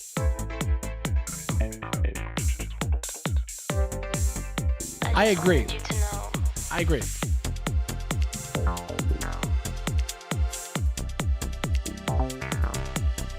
Yeah.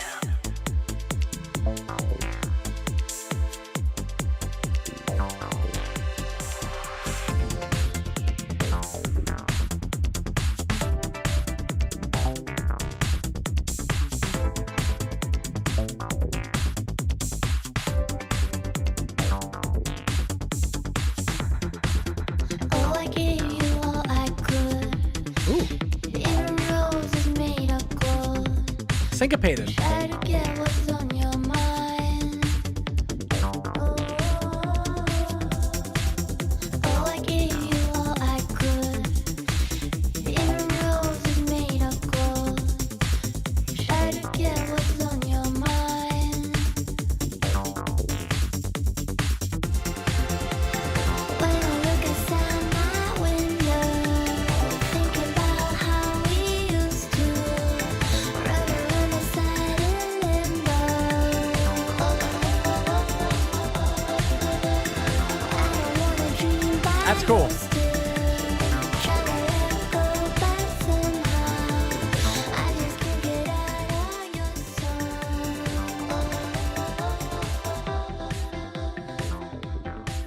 There's a thing I liked in this one. I'm going to just play it back in the beginning here. Growhold took the vocal and syncopated the rhythm. So it's the same melody, but shifted the vocal. Well, listen to when it comes in. Let's see. Oh, I gave you all I could. Yeah, instead of, oh, I gave you all I could, it's, oh, I gave you all I could. It's quicker. It's shifted. It's syncopated. Or rather, desyncopated, because I think it's actually, the original is on the upbeats. Oh, I gave you all I could on the upbeats, and he pulled it back onto the beats. Hey, here we are, in the comments. There you are. Great job, man. Really good. There was another comment I saw. I just want to throw it up here. Oh, Samover. Be cool if you played my remix, but no worries if not. Samover, I don't know if I have just a list of links that I'm playing off of here. If you tell me the name of yours, I could pull it up in the full list if I don't already have it. I may be in my list, so if you want to just wait and see luck of the draw if it made the list I made. But if not, just tell me in the comments and I'll pop one in. Oh, I nearly did the wrong thing there. But yeah, for now, let's listen to another one. This one's by Emotional. Let's check it out. Yeah, I just wanted you to know that I'm still thinking about you. I never really got what happened. You know, by the way, I realized something in the video that I don't know if people caught on to, but the vocal that that we keep hearing so much, we keep talking about Maya's vocals and Maya's, you know, but I think that's Lisa. I think Lisa was the one who tracked the part. And so it's a credit to both of them. A shout out to both of them, talented and complimentary singers. And producers and writers and all that. But I mean, in that particular thing, the performance is good. Some of my best memories we were outside hanging around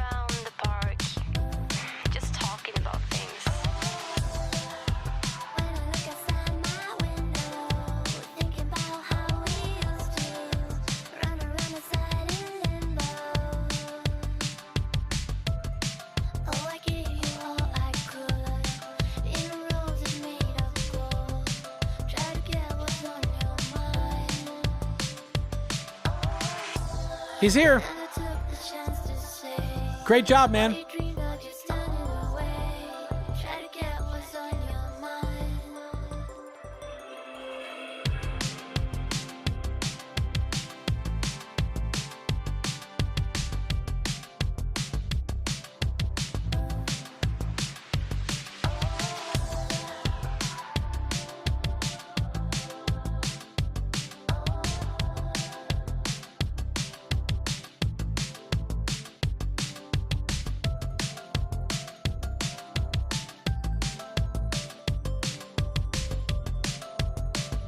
I got my next one lined up.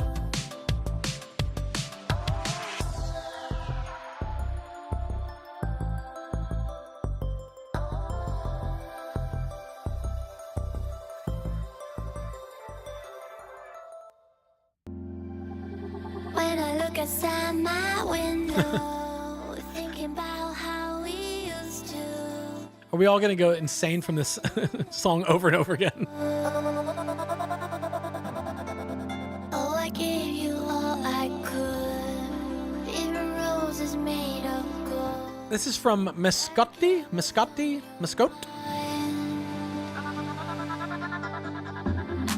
You never took the chance to say what you dreamed of just turning away. Try to get what's on your mind.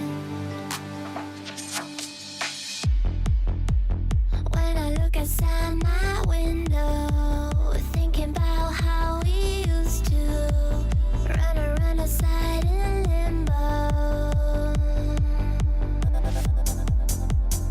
I don't wanna dream by your still, trying to let go, but somehow Yeah. I just can't get out of your soul.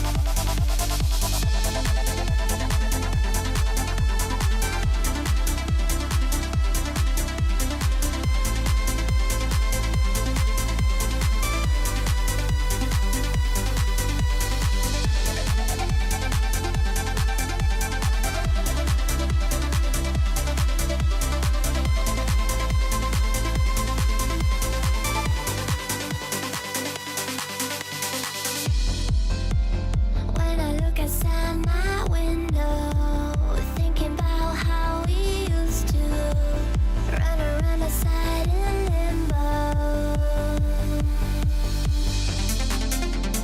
I don't wanna dream by your still, trying to let go, but somehow I just can't get out of your soul.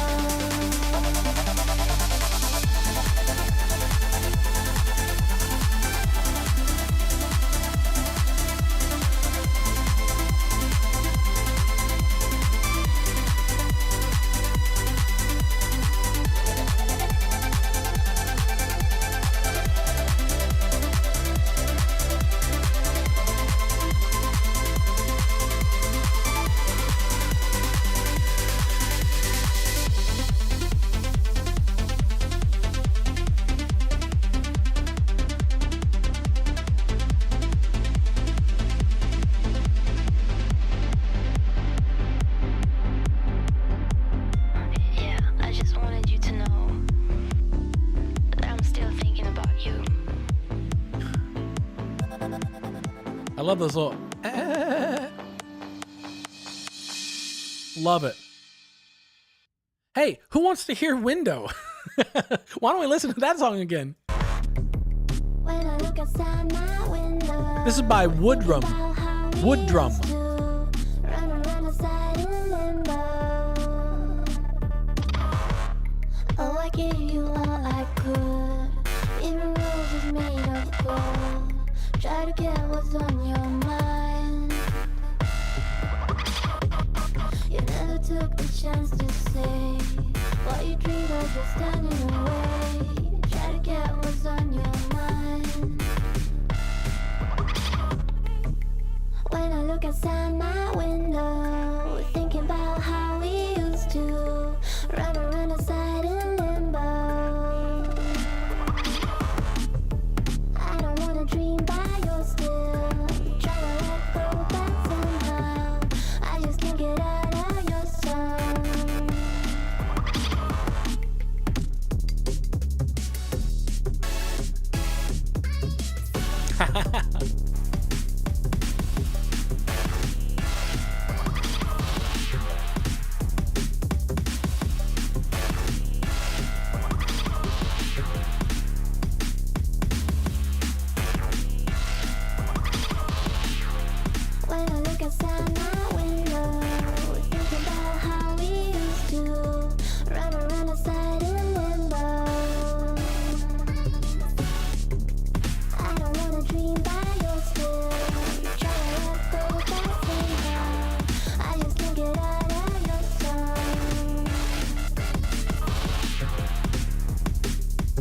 Dirty.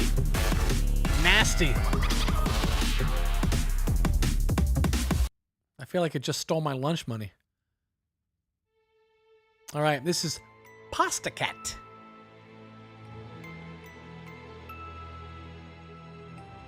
Does anybody watch White Sea Studios' YouTube channel and where he introduces every song as Sandstorm by Darude? I feel like I'm living that right now. It's like, here's Window, aka Sandstorm by Darude.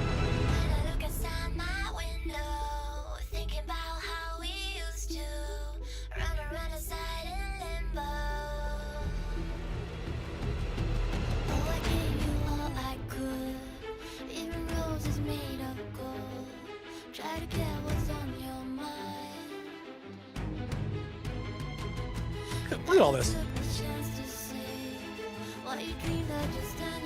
It's like Danny Elfman did a remix.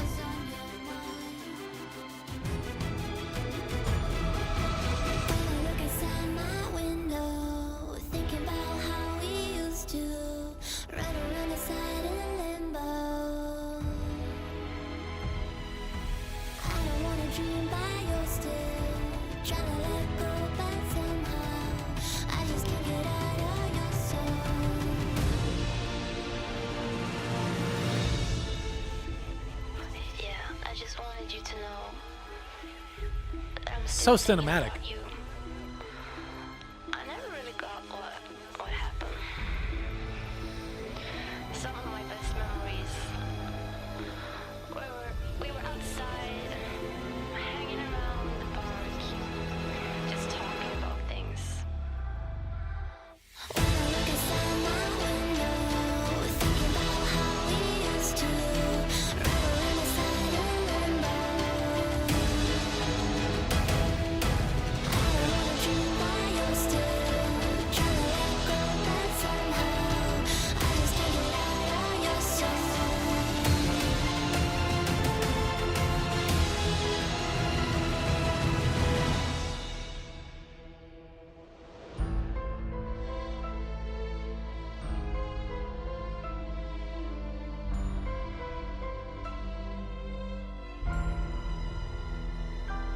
Ah.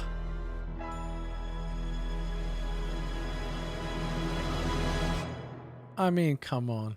You know, what I love is, even though we have listened to the song a bajillion times, and I've listened to it 200 times in the last 48 hours, in addition to this, plus when I would check in during the challenge, these things come along, and the song still sounds fresh because of the interpretation that you guys are putting on it. So, well done. Let's check this one out. MAT, Window Remix Challenge, MAT Remix, Mott.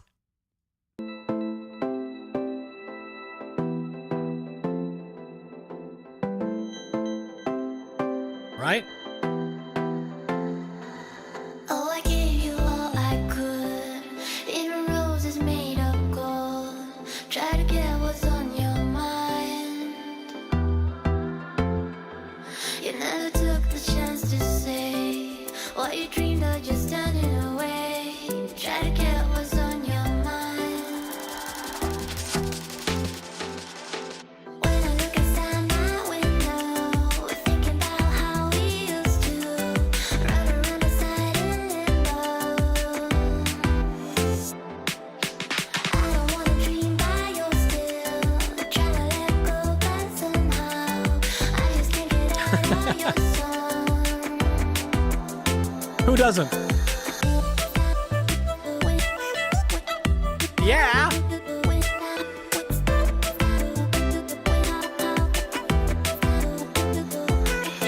just wanted you to know. I gotta pause. We gotta just enjoy that. Some of my favorite hooks, like one of my all-time favorite things with hooks, is when you make a hook that is so hooky and yet impossible to sing and do. Like, because I kind of like it frustrates me, but in a way that I like, where I have to really admire that. Like, let's listen to that again.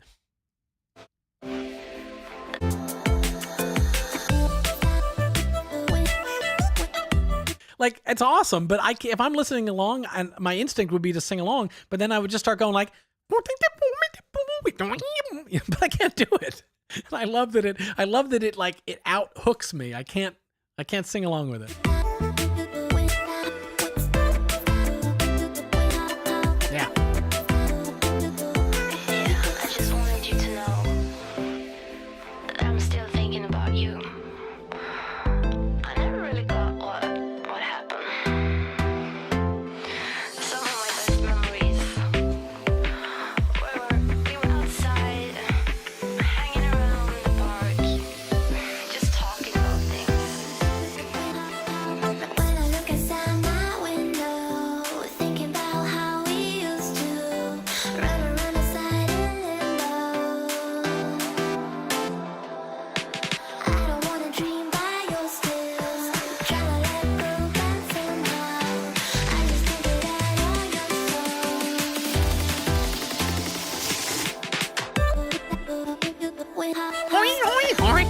I can't do it.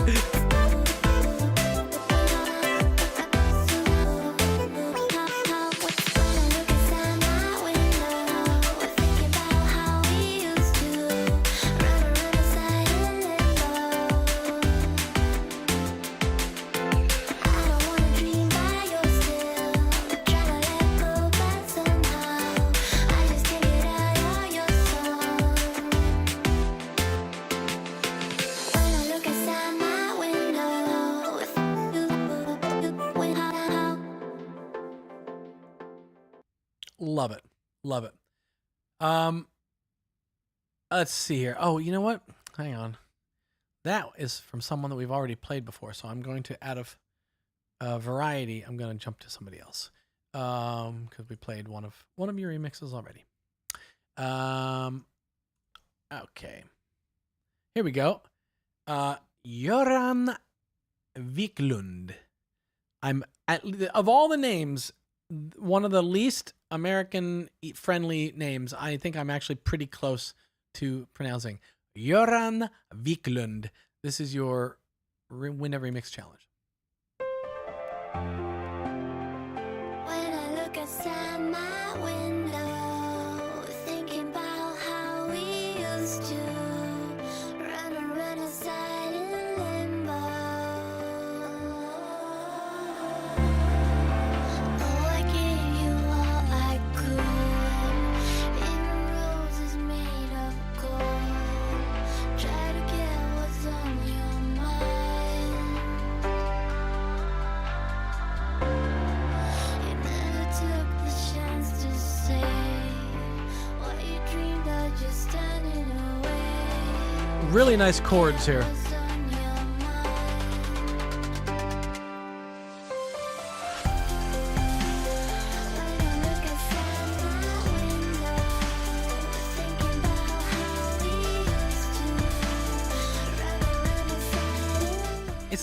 It's like if Evanescence and Peter Cetera did a duet together. And if you understand that reference, you're over 40.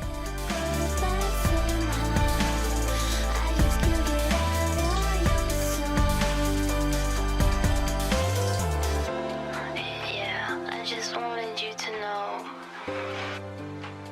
that I'm still thinking about you. I never really got what happened. Some of my best memories we were outside, hanging around the park, just talking about things. When I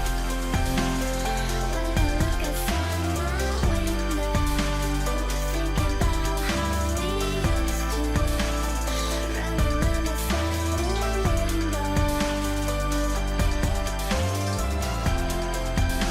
I don't wanna dream by your side, trying to let go, but somehow I just can't get out of your soul.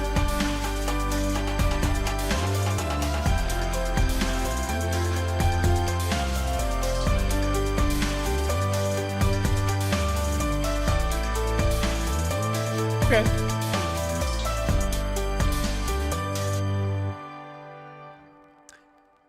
Nice. Nice. Oh, I heard a little, I believe we were hearing a little smidget of Audiomatic Retro Transformers vinyl preset there at the very end. Heard a little crackle and pop.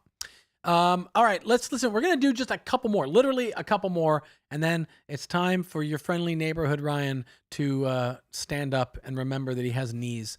So it's been fun, though. We'll say our goodbyes in a second, but I'm going to play just a couple more here for you. Tom Pei, I think we might pronounce it Tom Pei. Window remix. Who wants to hear Window one more time, right? DJ Khaled, another one. Window remix. Here we go. Yeah, I just wanted you to know that I'm still thinking about you. I never really got what happened. There's that scream again. Some of my best memories we were outside, hanging around the park, just talking about things.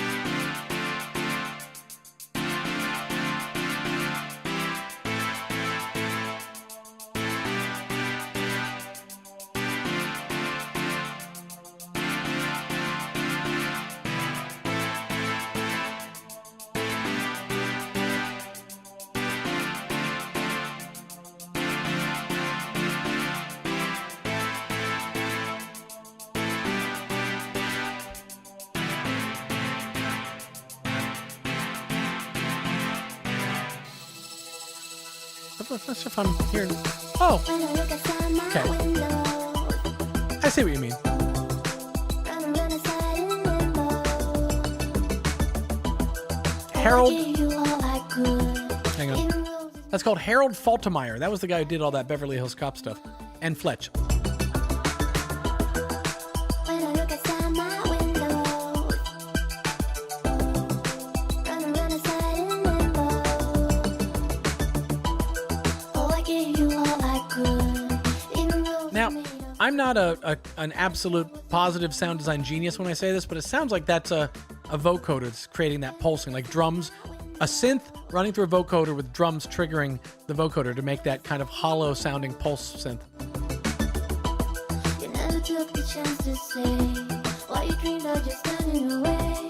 Try to get what's It could be, you know, the funny thing with the vocoder now, it could be object. It could be an external input of drums or something triggering the resonators in object as well. We won't know. But anyway, let's play this one out. It's almost done. You never took the chance to say what you dreamed of, just turning away. Nice. All right, folks. I'm gonna play one more, then we're gonna say our goodbyes, and then I'm gonna play it out with one as well. So we got two more here. This one is coming to us from all the way from Germany. I found it, and it was been requested here, and I couldn't find it in the list, and then I did. So Mein Begal's producer is coming to us with this one. It is the very easy to pronounce CVRP3N remix of Window Sandstorm by Darude. Here we are. When I look outside my window, thinking about how we used to run aside in limbo. Oh, I gave you all I could, even roses made of gold. Try to get what's on your mind. You never took the chance to say what you dreamed of, just turning away. Try to get what's on your mind. When I look outside my window, thinking about how we used to run aside in limbo. I don't wanna dream by your still, try to let go, but somehow I just can't get out of your song. I just wanted you to know that I'm still thinking about you. I never really got what happened. Some of my best memories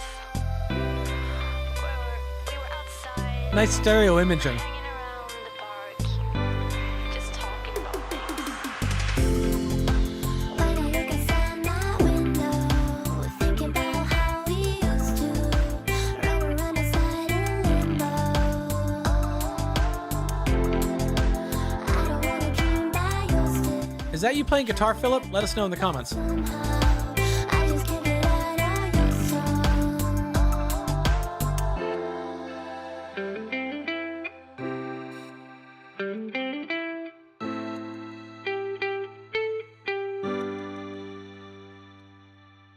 Lovely. Lovely, lovely, lovely. Yeah, let us know in the comments. I assume that's you playing guitar. And it's nice. It's a nice little complimentary little part to that there.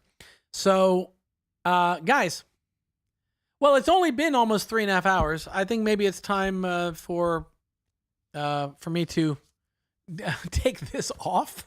Let me tell you, not the most comfortable costume you could wear. I'm sure there's less comfortable, but not the most comfortable. So I'll be happy to get back into my shall we say street clothes.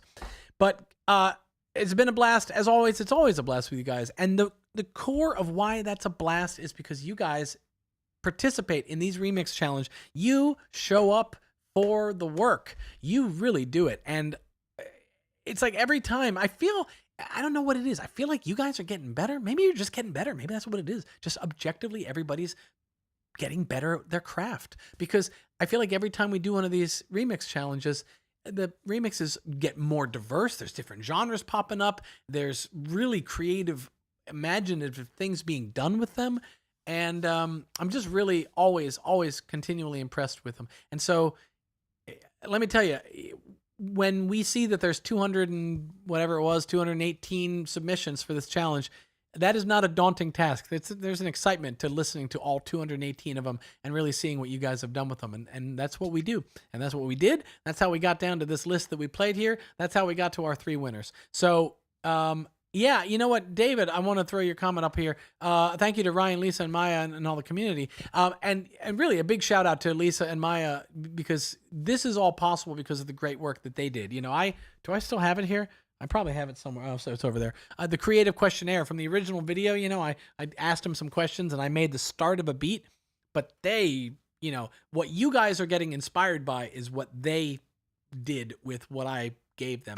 They took the ball and they ran with it and created this really inspiring and adaptable track. So shout out to Lisa Maya for all the additional production work that you did and really crafting what was kind of just 2 8-bar loops that didn't relate to each other into a real song that is connected with people and inspired them to make their own music, which is the whole goal.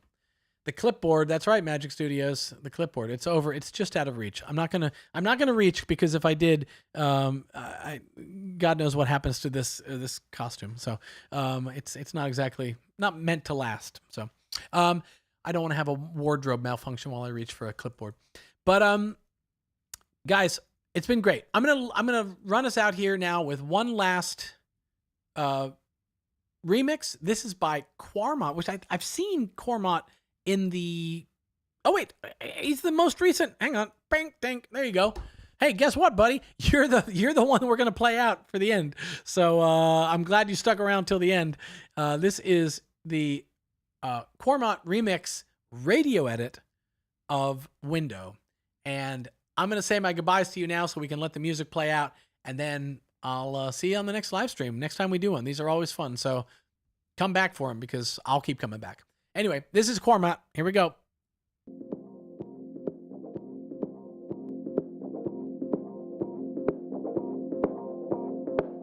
Yeah, I just wanted you to know that I'm still thinking about you.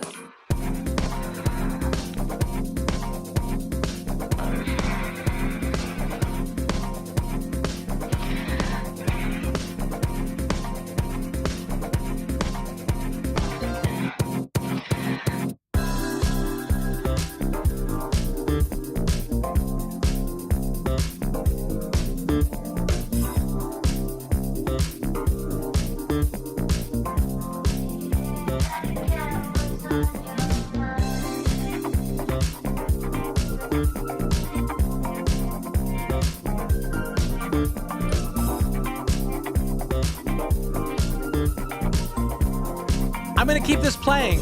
I'll see you guys later. Was there